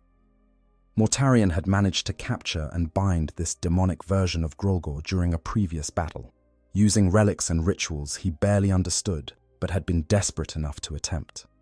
The demon had been kept imprisoned aboard the Endurance, chained with mystical bonds and contained within a cell lined with psychic dampeners, waiting for a moment when Mortarion might have use for such a terrible weapon. Now, as the confrontation with Typhon reached its impasse, Mortarion summoned Grulgor. The demon manifested on the bridge of the Terminus Est, his form towering and grotesque, bearing only the faintest resemblance to the space marine he had once been. Grulgor's voice, when he spoke, carried the buzzing of 1,000 flies and the wet sound of rotting meat. But his words were clear. He had made a pledge to Mortarion, sworn an oath that he would kill Callous Typhon if called upon to do so. The demon lunged at the first captain with speed that defied his massive form. Grulgor's hands, bloated and dripping with corruption, closed around Typhon's throat. Unlike Mortarion's scythe, which had merely killed Typhon's physical body, Grulgor's attack struck at a deeper level. The demon's touch assailed Typhon's soul directly, seeking to rip it from his body and cast it into the warp where Nurgle would no longer protect it. Typhon struggled, his psychic powers flaring as he fought back, but Grulgor was relentless. The demon's grip tightened, crushing Typhon's windpipe and severing the connection between body and spirit. Callous Typhon died, not the temporary deaths he had experienced at Mortarion's hands, but a true death, his soul forcibly ejected from his body. For a moment, it seemed that Mortarion's desperate gambit had succeeded, that destroying Typhon at the soul level would somehow change the situation, perhaps even break the trap that held the fleet. But Nurgle had not orchestrated this entire elaborate corruption only to lose his chosen champion to a demon he himself had created. Grulgor had fulfilled his oath to Mortarion. Yes, he had killed Typhon just as promised. But oaths made to a mortal Primarch meant nothing compared to service to the Lord of Decay. As Typhon's body lay dead on the bridge, as Mortarion watched to ensure no resurrection would occur this time, Grulgor began to change. The demon started to dissolve, his form becoming liquid and flowing across the deck toward Typhon's corpse. Mortarion tried to intervene, tried to destroy both the daemon and the body before whatever was happening could complete, but his attacks passed harmlessly through Grulgor's now incorporeal form. The demon poured into Typhon's corpse through every orifice, through the wounds Mortarion had inflicted, through the very pores of the skin. He filled the dead body like water filling a vessel, and as he did, the body began to change. Typhon's transformation into Typhus was a spectacle of supernatural horror. His body began to swell, muscles bulging beneath armor that creaked and groaned under the pressure. But this was not the healthy swelling of enhanced musculature. It was bloating, the unnatural distension of a corpse filling with gases and fluids. His skin, visible where his armor had been damaged or removed, turned a mottled grey-green shot through with black veins that pulsed with something other than blood. His armor, the carefully maintained cataphracti pattern Terminator plate he had worn with pride, began to fuse with his flesh. The ceramite and adamantium started to grow into his body at a molecular level, becoming as much a part of him as his bones and organs. But as the armor merged with its wearer, it too began to change. Corrosion spread across its surface, rust blooming in seconds where there had been pristine metal moments before. Seals split and oozed, the proud heraldry of the Death Guard distorted into grotesque parodies of what it had been. Then the funnels began to emerge from Typhus's back. Great pestilential bone structures, like chimneys or exhaust ports, burst through his armor and flesh. They grew with terrible speed, hollow tubes of necrotic bone that connected to Typhus's internal organs in ways that defied anatomical possibility. These funnels began to smoke immediately, vomiting forth clouds of greenish vapor that reeked of decay and disease. But the smoke was merely the visible manifestation of what was happening. The funnels were portals, gateways between Typhus's body and Nurgle's realm in the warp. Through these portals came the flies. Not the fat black flies that had infested the fleet, those were merely harbingers. These were demon flies, minor entities of the warp given insect form through Nurgle's will. They poured out of Typhus's body in swarms that darkened the bridge, covering every surface, filling the air with their buzzing until no other sound could be heard. They crawled into his armor through the funnels on his back, filling the space between his corrupted flesh and the corroded ceramite. They gnawed at him from within, eating away at his organs, burrowing through his bones, hollowing him out while somehow keeping him alive and conscious through it all. Typhus became a living hive, a colony of disease-carrying demon insects that wore the shape of a space marine like a suit. His body was no longer truly his own. It was a vessel, a shell maintained by Nurgle's will to house the billions of flies that now constituted his true form. When he moved, it was the coordinated action of countless insects rather than muscle and bone. When he breathed, it was the collective exhalation of a swarm rather than lungs drawing air. He had become the host of the destroyer hive, a walking plague vector whose very presence could spread Nurgle's gifts to everything around him. The transformation was not merely physical. As Grolgor merged with Typhon, as the demon's essence combined with the first captain's soul, and both were subsumed into Nurgle's design, what emerged was something new. This was not callous Typhon wearing a disguise, or Ignatius Grolgor puppeting a corpse. It was a synthesis, a new entity that contained aspects of both, but answered fully to neither's original identity. Callous Typhon had ceased to exist. In his place stood Typhus, herald of Nurgle, host of the destroyer hive. When Typhus spoke, his voice carried layers that suggested multiple beings speaking in unison. He looked at Mortarion with eyes that glowed with unnatural light, eyes that had seen things no mortal should witness. And he laughed at Mortarion's horror, laughed at the Primarch's futile attempts to kill him, laughed at the inevitability of what was about to happen to the entire Death Guard Legion. Mortarion realized in that moment that he had lost. His most trusted lieutenant had betrayed him completely. His attempt to destroy that traitor had only resulted in creating something far worse. His legion was dying around him, suffering beyond measure, and there was nothing he could do to save them. For a Primarch, a being designed to be the ultimate expression of human potential, this admission of defeat was almost impossible to articulate. But the evidence was undeniable. Mortarion had failed. Typhus did not press his advantage through violence. He did not need to. Instead, he simply waited, standing there on the bridge of the Terminus Est as the demon flies swarmed around him, as the corruption continued to spread through the ship. He watched Mortarion with those glowing eyes, watched and waited for the inevitable moment when the Primarch would break. And throughout the fleet, the suffering intensified. Every Death Guard could feel their bodies failing further, could sense that they were approaching some threshold beyond which recovery would be impossible. The ships themselves were beginning to come apart, their systems failing as the plague consumed machinery and structural elements. Time was running out, and everyone trapped in this hell knew it. Mortarion's fall and the Legion's damnation. Mortarion fled the Terminus Est, unable to bear remaining in Typhus's presence a moment longer. The Primarch returned to his own flagship, the Endurance, and sequestered himself in his chambers. For days or weeks, Time had become meaningless in the trapped fleet. He searched desperately for any solution, any possibility he had overlooked. He pored over ancient texts about plagues and cures. He consulted with his remaining apothecaries, though they could offer nothing new.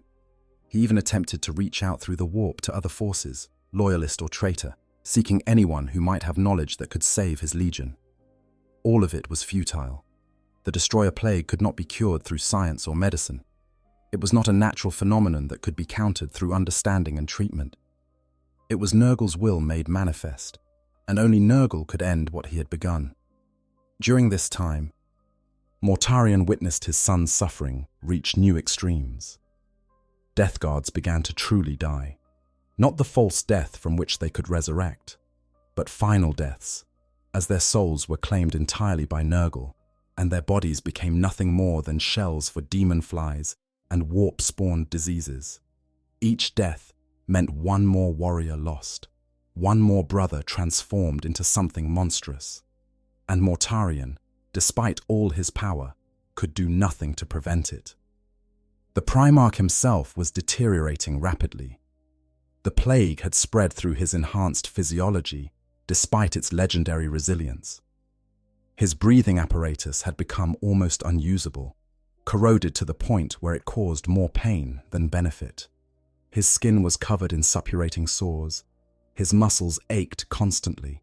His organs were failing in sequence, each redundant system taking over as its predecessor succumbed. But this just meant he experienced multiple organ failures while remaining conscious through all of them. Worst of all was the psychological suffering. Mortarion had spent his life fighting against tyranny and oppression. On Barbarous, he had rebelled against the overlords who ruled through supernatural power and cruelty. During the Great Crusade, he had resented the Emperor for what he saw as stolen victory and forced servitude. He had joined Horus's rebellion believing he was fighting for freedom from an oppressive regime. And now, at what should have been the culminating moment of that rebellion, he found himself trapped, helpless, watching his sons suffer and die around him. This was the final irony that broke Mortarion's spirit. He had spent his entire existence fighting against those who would dominate others through superior power, only to find himself completely powerless when his sons needed him most. All his strength, all his resilience, all his legendary determination meant nothing against this plague. He was as helpless as any mortal human, perhaps more so because his enhanced nature meant he felt the suffering more acutely and could not escape through simple death. In his chambers aboard the Endurance, surrounded by the groaning of dying ships and the moans of corrupted warriors, Mortarion finally reached his breaking point. He could not watch his son suffer anymore. He could not endure his own torment any longer. Pride, honor, hatred of the supernatural, none of it mattered compared to ending the plague. If there was any chance, any possibility of saving what remained of his legion, Mortarion would take it regardless of the cost to himself. So Mortarion called out into the warp. He did not know exactly what he was doing. Psychic communion was not his strength, and he had spent his life despising such powers. But desperation and suffering had opened his mind to possibilities he would never have considered before. He reached out with every fiber of his being, broadcasting his anguish and his plea into the Imperium, seeking anyone or anything that might answer, that might have the power to end this nightmare. Something answered. Something vast and terrible and patient beyond mortal comprehension. The presence that responded to Mortarion's call was simultaneously ancient and newborn, familiar and utterly alien. It felt like decay and like life. It felt like disease and like resilience. It felt like suffering and like the end of suffering. This presence had been waiting for this moment, had orchestrated through Typhus and countless other agents every step that had led Mortarion to this breaking point. And now, finally, the plague god could offer his bargain. Nurgle spoke to Mortarion, though spoke fails to capture the experience adequately. The communication was more direct than words, more intimate than thought. Nurgle showed Mortarion visions of what could be, his sons freed from suffering, their bodies transformed but whole, their spirits renewed with purpose and strength. He showed the Primarch a future where the Death Guard were the mightiest legion in existence, immortal and unstoppable, spreading Nurgle's gifts throughout the galaxy. He showed Mortarion himself as something greater than a Primarch, elevated to demonic apotheosis, granted powers that even the Emperor had never offered. All of this could be his. All he had to do was surrender, pledge himself and his legion to Nurgle's service, accept the Plague God as his true patron, acknowledging that the Emperor had been false and limiting, embrace decay and corruption not as evils to be fought, but as the natural order of things, the cycle of life and death made manifest. Make this choice, and the suffering would end immediately. Refuse, and the suffering would continue forever. Mortarion understood that this was damnation. Whatever Nurgle was showing him, however appealing the visions might be, accepting this bargain would mean betraying everything he had claimed to believe in. He would become exactly what he had fought against on Barbarous, a being wielding supernatural power to dominate others. He would be admitting that all his resistance to the Emperor, all his rebellion against imposed authority, had been for nothing. That he was just as weak and corruptible as any other being when pushed to his limits. But he also understood that he had no other choice. The alternative was watching his legion die in agony, transformed one by one into demon hosts and plague bearers, while Mortarion remained conscious to witness every moment. The alternative was eternal suffering with no possibility of relief or redemption. At least Nurgle's bargain offered an end to the immediate pain, even if that end came at the cost of his soul.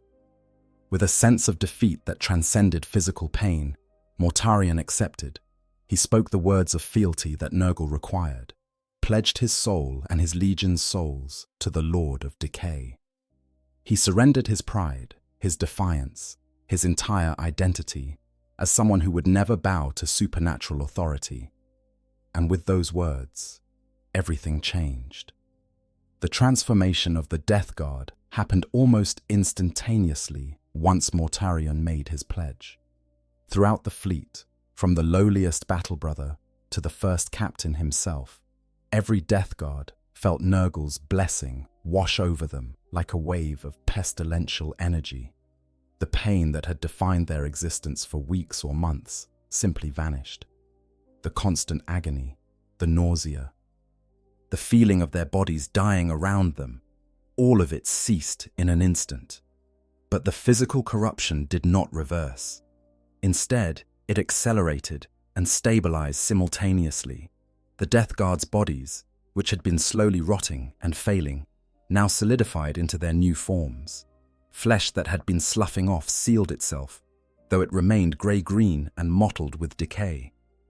Organs that had been liquefying solidified again, though they were now diseased and corrupt rather than healthy. The warriors who had been barely able to stand found new strength flowing through them, strength that came from Nurgle's blessing rather than from their own genetics.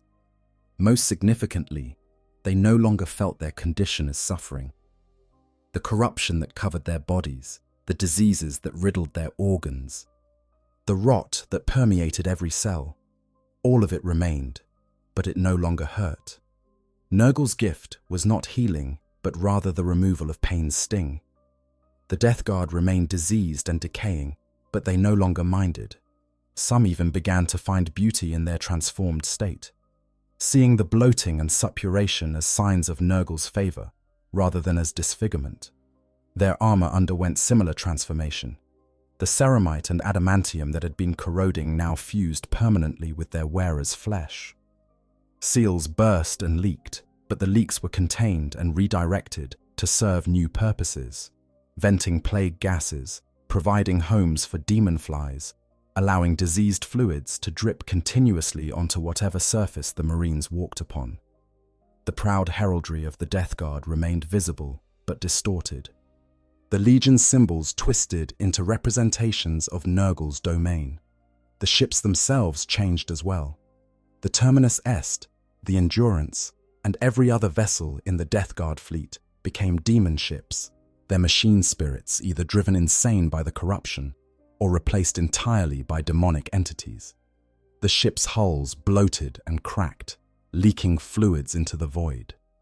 Their interiors became grotesque parodies of imperial vessels, chambers filled with filth and decay, corridors lined with pulsating growths, and command decks where demon flies swarmed so thick they obscured the displays. Mortarian's own transformation was the most dramatic. The Primarch's body swelled with Nurgle's power, his already impressive stature becoming truly massive. Great wings of tattered, diseased flesh burst from his back. Membranes torn and rotted, but somehow still capable of flight. His scythe. Silence transformed as well, the blade becoming wreathed in green flames that burned with diseases rather than heat. Most telling, Mortarian's respirator, that symbol of his years on Barbarous and his constant reminder of where he came from, became a permanent part of his face, fused into his skull and feeding him a mixture of toxic gases that would have killed any lesser being. But the most profound change was internal. Mortarian's soul, his very essence, had been touched by Nurgle. While he would not achieve full demonic apotheosis until after the heresy's conclusion, the seeds of that transformation were planted in this moment. Part of Mortarian would always remain trapped at this instant of surrender, this moment when he admitted defeat and pledged himself to a power he had spent his life despising. When the Death Guard emerged from the warp near Terra, when they finally completed the journey that Mortarian had begun weeks or months earlier, they came not as the legion that had entered the Imperium. They came as plague marines, corrupted champions of Nurgle, spreading disease and corruption wherever they went. The pristine white and grey armor of the pre-heresy Death Guard had been replaced by corroded green and brown.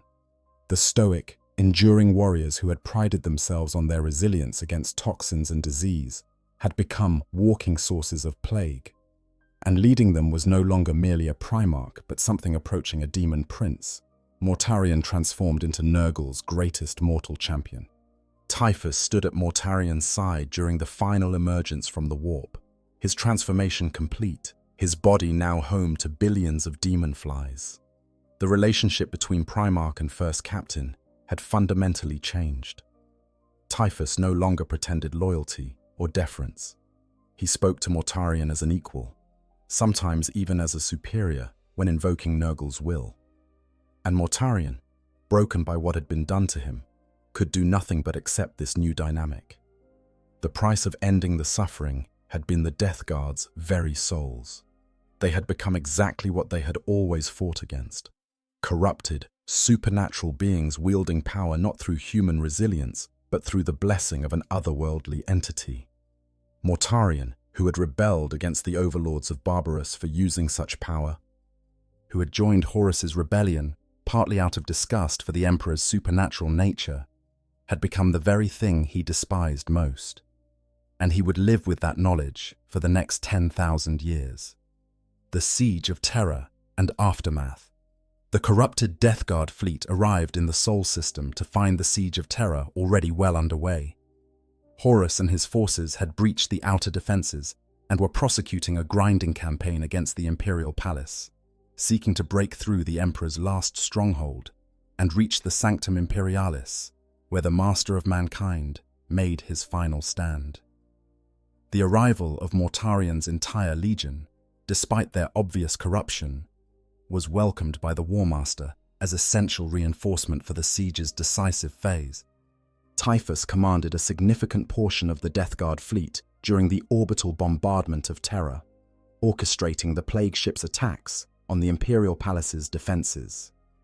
There are claims, though never fully verified, that the Terminus Est fired the very first shot of the orbital bombardment, that Typhus's flagship launched the opening salvo that marked the beginning of the palace's direct assault. Whether or not this is literally true, it serves as a fitting symbolic representation of Typhus's role throughout the heresy, always at the forefront, always pushing toward greater corruption and destruction. During the siege, the Terminus Est participated in the destruction of the Imperator Somnium, the Emperor's own flagship.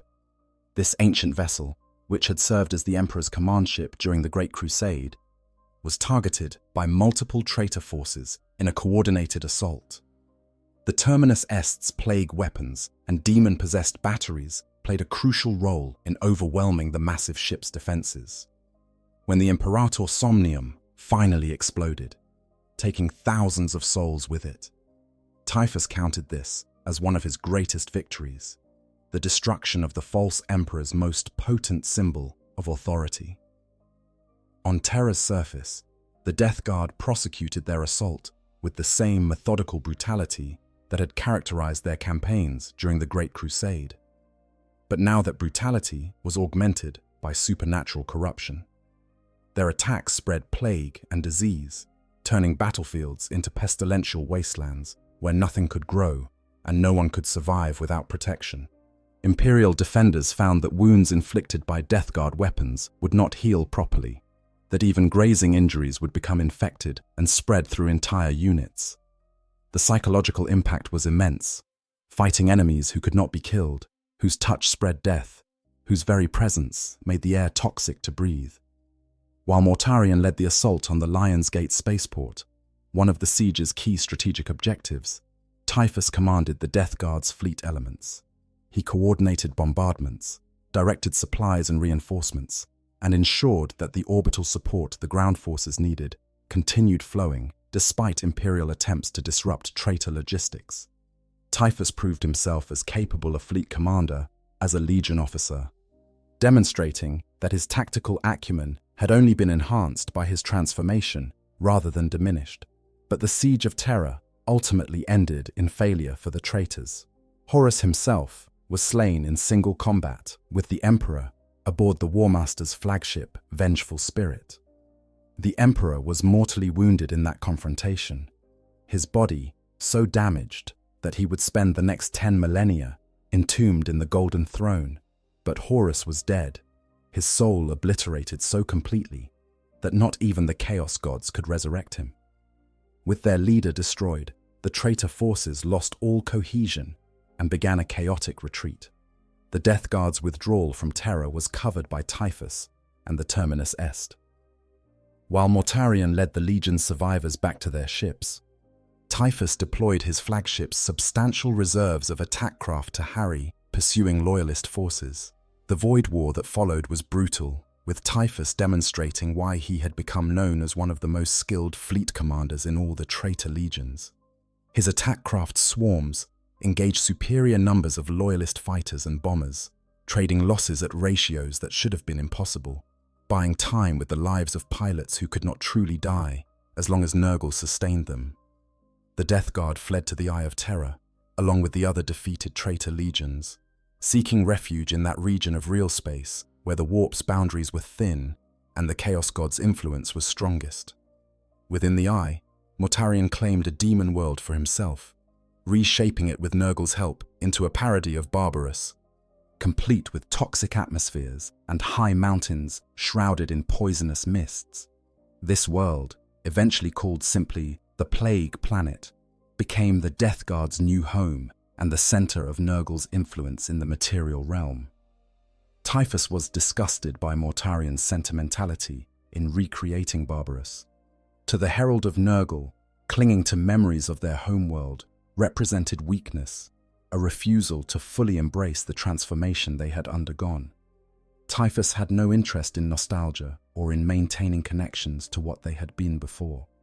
He wanted to move forward, to spread Nurgle's gifts throughout the galaxy, to infect and corrupt everything they could reach. The Plague Planet, with its backward-looking design and its static existence, felt like a prison rather than a fortress. So Typhus departed, taking with him a substantial portion of the Death Guard's forces. He assembled what would come to be known as a Sepsis cohort, a fleet of plague ships crewed by Death Guard, who shared his vision of constant warfare and eternal spreading of disease.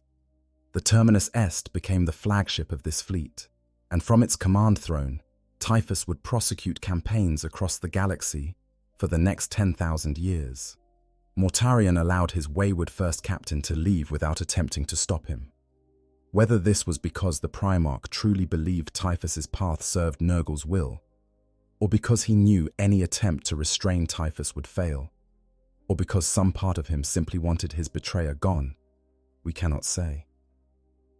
The relationship between Primarch and Herald had settled into a complex arrangement. They would fight together when Nurgle's plans required it, but otherwise they would pursue separate campaigns, each following their own interpretation of how best to serve the Plague God. This arrangement has defined the Death Guard's structure for 10 millennia. While Mortarion rules from the Plague Planet and commands those Death Guard who remain there, Typhus ranges throughout the galaxy with his fleet, striking wherever he sees opportunity. Sometimes their campaigns align, their forces fighting side by side in the name of Nurgle. Other times they operate independently, sometimes even working at cross purposes if their individual interpretations of Nurgle's will differ. But through it all, both remain dedicated to spreading disease and corruption, to transforming the Imperium into a pestilential wasteland that reflects Nurgle's domain. 10,000 years of pestilence. In the 10 millennia since the Horus Heresy, Typhus has become arguably the most feared plague-bearer in the galaxy. His reputation extends beyond even that of his Primarch among many Imperial commanders. For while Mortarion must be convinced to leave the Plague Planet, Typhus is always active, always seeking new targets, always spreading Nurgle's gifts to unwilling recipients. The Terminus Est's three-pronged pict sign has become a symbol of doom, a herald of plague and death that causes entire systems to evacuate when it appears on augur screens. The zombie plague stands as perhaps Typhus's most horrific achievement. This variation of Nurgle's gifts does not merely kill its victims, it resurrects them as mindless undead, driven by supernatural compulsion to spread the infection to any living beings they encounter. The first recorded outbreak occurred on Hydra Minoris in 757-41, when Typhus and his Death Guard forces penetrated to the heart of the capital hive city. The plague spread with terrifying speed, and the true horror became apparent when the dead began to rise and attack the living. The Imperial response to the Hydra Minoris outbreak was to implement a planetary quarantine, sealing the world to prevent the plague's spread. But this decision meant that 23 billion uninfected citizens were trapped alongside a rising tide of the undead. The broadcast that escaped Hydra Minoris before communications were severed painted a picture of absolute horror. Panicked civilians fighting off their own dead relatives, Imperial Guard units being overwhelmed by zombie hordes that felt no pain and could not be stopped except by complete destruction, food and water running out while the undead grew more numerous every day. The zombie plague has since appeared on dozens of worlds, always with Typhus at its center. The Kando system suffered a similar fate when the Terminus Est was sighted there in 969.M41. The ship disappeared quickly, but the plague it left behind ravaged every planet in the system over the following months. The societal breakdown these outbreaks cause is almost as devastating as the plague itself, as brother turns against brother in desperate attempts to survive. As order collapses and civilized behavior gives way to barbarism. But the zombie plague is merely one weapon in Typhus's arsenal. He has developed or discovered countless variations of Nurgle's diseases, each tailored to specific purposes or enemies. The noise plague he unleashed on Ligetta was particularly insidious. Infected victims found themselves unable to stop singing a hymn to Nurgle, their voices raised in constant praise to the plague god, even as their bodies decayed around them. The sound was said to be beautiful and terrible simultaneously, drawing others to listen and become infected in turn. The red flux on Florins wiped out the entire male population, killing every man, boy, and male animal on the planet within days, while leaving females completely unaffected. The plague's specificity demonstrated Nurgle's, and by extension Typhus's, ability to craft diseases with precision, targeting specific populations while sparing others. The strategic implications were horrifying. Plague weapons that could target specific genetic markers or demographic groups made entire categories of planetary defense obsolete. Typhus has also led more conventional military campaigns, though conventional is perhaps not the right word for assaults led by plague marines and demon ships. During the 13th Black Crusade, Abaddon the Despoiler's great offensive that would ultimately destroy the fortress world of Cadia and tear the galaxy in half, Typhus's plague fleet was the first chaos force encountered by the Imperium. He personally oversaw the infestation of the holy planet Annunciation, descending to the surface alone and systematically desecrating every shrine and cathedral on the world, spreading plague and corruption everywhere he walked until the entire planet became a poisoned wasteland unfit for human habitation. The relationship between Typhus and Abaddon represents an interesting dynamic within Chaos forces. Typhus owes primary allegiance to Nurgle and secondary allegiance to Mortarion, making his cooperation with the War Master of Chaos undivided, potentially complicated. But Typhus has repeatedly chosen to support Abaddon's crusades when they align with spreading plague and corruption. He recognizes that Abaddon's strategic genius creates opportunities for Nurgle's champions that they might not achieve operating independently, and Abaddon, for his part, values Typhus's capabilities enough to overlook the Herald's independent nature and occasionally insubordinate behavior. The Gothic War, that massive conflict in Segmentum Obscurus that saw traitor forces attempt to control the Gothic sector and its ancient technologies, saw relatively little direct involvement from Typhus. He was sighted only once, near Anvil 206, and then vanished without engaging loyalist forces. This apparent absence from a major chaos offensive has led to much speculation about what Typhus was doing instead. Some suggest he was prosecuting his own campaigns elsewhere. Others theorize he was undertaking a pilgrimage to Nurgle's garden within the warp itself. Still others whisper of darker purposes, of rituals and preparations for plagues that have not yet been unleashed. More recently, Typhus participated in Mortarion's assault on Ultramar, the realm of Primarch Roboute Guilliman, when the Primarch of the Ultramarines was resurrected and began the Indomitus Crusade to restore the Imperium after the Great Rift tore the galaxy in half. Mortarion saw an opportunity for revenge against one of his brothers. The Death Guard invaded Ultramar in force, spreading plague and corruption throughout the realm that had long stood as a beacon of hope for humanity. Typhus led a splinter fleet during this campaign, terrorizing the outer regions of Ultramar, while Mortarion prosecuted the main offensive. This represented a return to the old division of forces that had characterized Death Guard operations during the Heresy, with Primarch and First Captain operating semi-independently, while nominally working toward the same objectives. But the dynamic between them had shifted even further toward confrontation. Typhus openly criticized Mortarion's fixation on killing Guilliman, suggesting that the Primarch was allowing personal vendetta to override strategic considerations. He scolded Mortarion in terms that would have been unthinkable from a First Captain addressing his Primarch, invoking Nurgle's will to justify his insubordination. The Ultramar campaign ultimately ended without achieving Mortarion's primary objective of killing Guilliman, though the damage inflicted on the realm was catastrophic. When Nurgle ordered his forces to withdraw to defend the Scourge Stars against incursions by the other Chaos Gods, Typhus was among the first to obey, taking substantial portions of the Death Guard with him, despite Mortarion's desire to continue the campaign. This incident highlighted how completely Typhus's loyalty to Nurgle superseded any remaining deference to Mortarion's authority.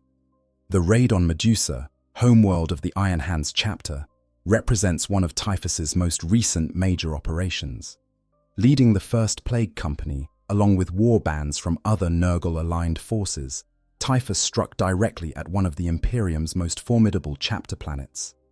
The Iron Hands fought with their characteristic ruthless efficiency, eventually driving off the attackers.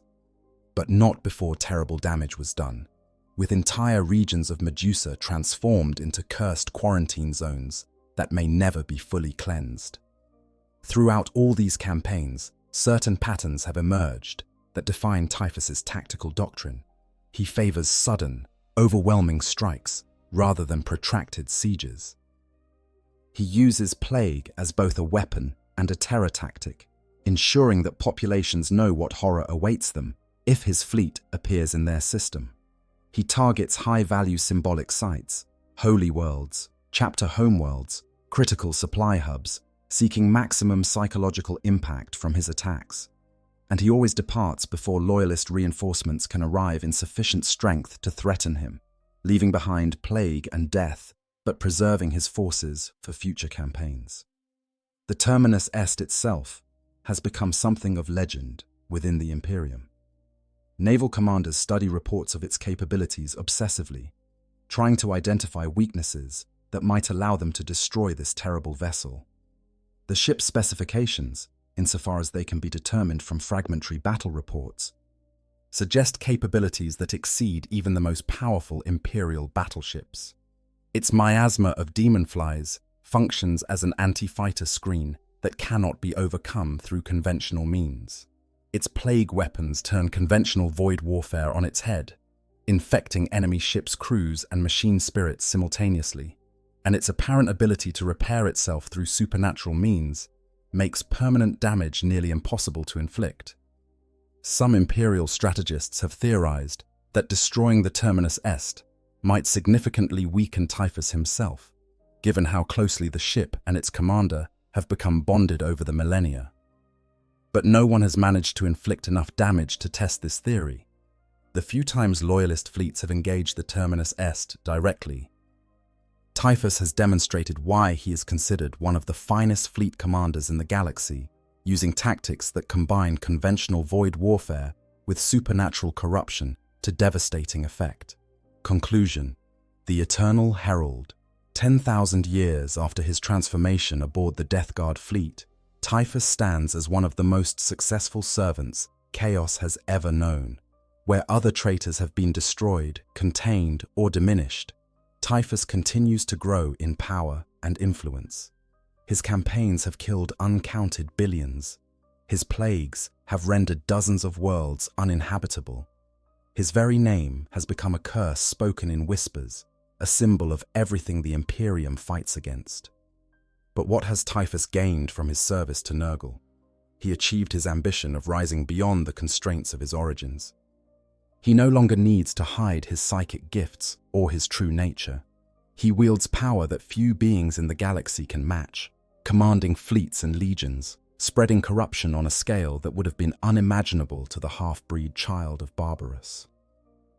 By conventional measures of success, power, influence, recognition, Typhus has achieved everything he could have desired. Yet there are costs that perhaps Typhus himself does not fully acknowledge. The man who was Callous Typhon is gone, his identity subsumed into the Herald of Nurgle. Whatever ambitions or dreams motivated him in his early life have been replaced by a single-minded devotion to spreading plague. He is no longer truly independent, no longer capable of choosing his own path. He serves Nurgle absolutely, without question or hesitation. The freedom he thought he was gaining through chaos worship has proven to be just another form of servitude. His relationship with Mortarion remains complicated and unresolved. They were once brothers, fighting together on Barbarous, standing side by side during the Great Crusade. The bond between them should have been unbreakable, but Typhus's betrayal shattered that bond, replacing it with something far more complex and painful. They fight together when Nurgle commands it, but there is no trust, no affection, no fellowship. Mortarion can never forgive Typhus for his betrayal. Typhus views Mortarion as having failed to fully embrace Nurgle's gifts. They are linked forever by what happened aboard that fleet trapped in the warp, but linked by corruption and shared damnation rather than by any positive connection.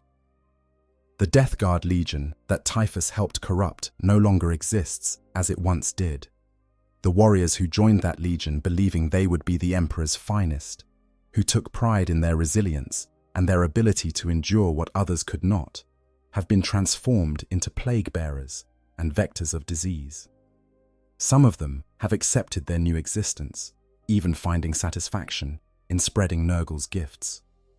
Others remain aware enough to mourn what they once were, trapped in corrupted bodies, unable to die, unable to change their fate, and Typhus bears responsibility for all of it. History will judge whether Typhus's actions represent the greatest betrayal in the Horus heresy or simply the most honest one. Other traitors, Horus, Lorgar, Erebus, claimed they were fighting for humanity's freedom or enlightenment, dressing their rebellion in noble rhetoric. Typhus never bothered with such pretense. He betrayed his legion because he believed it would bring him power and because he had pledged himself to Nurgle. There was no grand philosophy, no justification beyond ambition and religious devotion to a dark god. In its own way, that naked honesty about his motivations is almost refreshing compared to the self-deception practiced by other traitors. Today, the Terminus Est continues to prowl the galaxy, appearing in system after system, spreading plague and corruption wherever it goes. Typhus sits on his command throne, merged with the ship through 10 millennia of corruption, extending his consciousness through the flies that swarm within his body and throughout his vessel. He plans his next campaign, identifies his next target, prepares to inflict another chapter of suffering upon the Imperium of man. The destroyer hive stirs constantly within him, billions of demon flies awaiting their chance to spread forth and carry Nurgle's blessings to new hosts. His man-reaper, the massive scythe he wields in battle, is said to be stained with the blood of 1 million victims. His presence alone is enough to spread disease, his footsteps leaving pools of infectious fluids, his breath carrying plagues that can devastate entire hive cities. And somewhere, in the depths of Nurgle's garden within the warp, the plague god watches his herald with satisfaction. Typhus has proven to be everything Nurgle hoped when he first touched that half-breed child on Barbarous, when he whispered through that old woman's hand during the Zaramund campaign, when he orchestrated the elaborate corruption that transformed an entire legion. Typhus is the perfect servant, ambitious enough to accomplish great works, devoted enough to never question, cruel enough to inflict the suffering that Nurgle requires. The transformation of Callous Typhon into Typhus stands as a warning about the price of ambition, about the dangers of seeking power without questioning its source, about what happens when we embrace our darkest nature rather than struggling against it. Typhon believed he was gaining freedom through chaos worship. He thought accepting Nurgle meant accepting himself fully, but what he gained was not freedom, but a new form of slavery, serving a master far more absolute than the Emperor ever was, and what he accepted was not his true self, but a corruption of everything he might have been. A transformation so complete that the person he was simply ceased to exist. If you enjoyed this deep dive into one of Warhammer 40k's most terrifying villains, please like this video and subscribe to the channel for more explorations of the grim darkness of the far future. There are countless other tales of tragedy and horror waiting to be told from the vast lore of the 41st Millennium, and your support helps us continue bringing these stories to you. Thank you for watching, and remember, in the darkness of the far future, there is only war, and Typhus ensures that war is fought with plague and pestilence. I hope you guys enjoyed the story. Make sure to hit the subscribe, like, share button, whatever you want. Give me some feedback if there's any, and yeah, sleep well.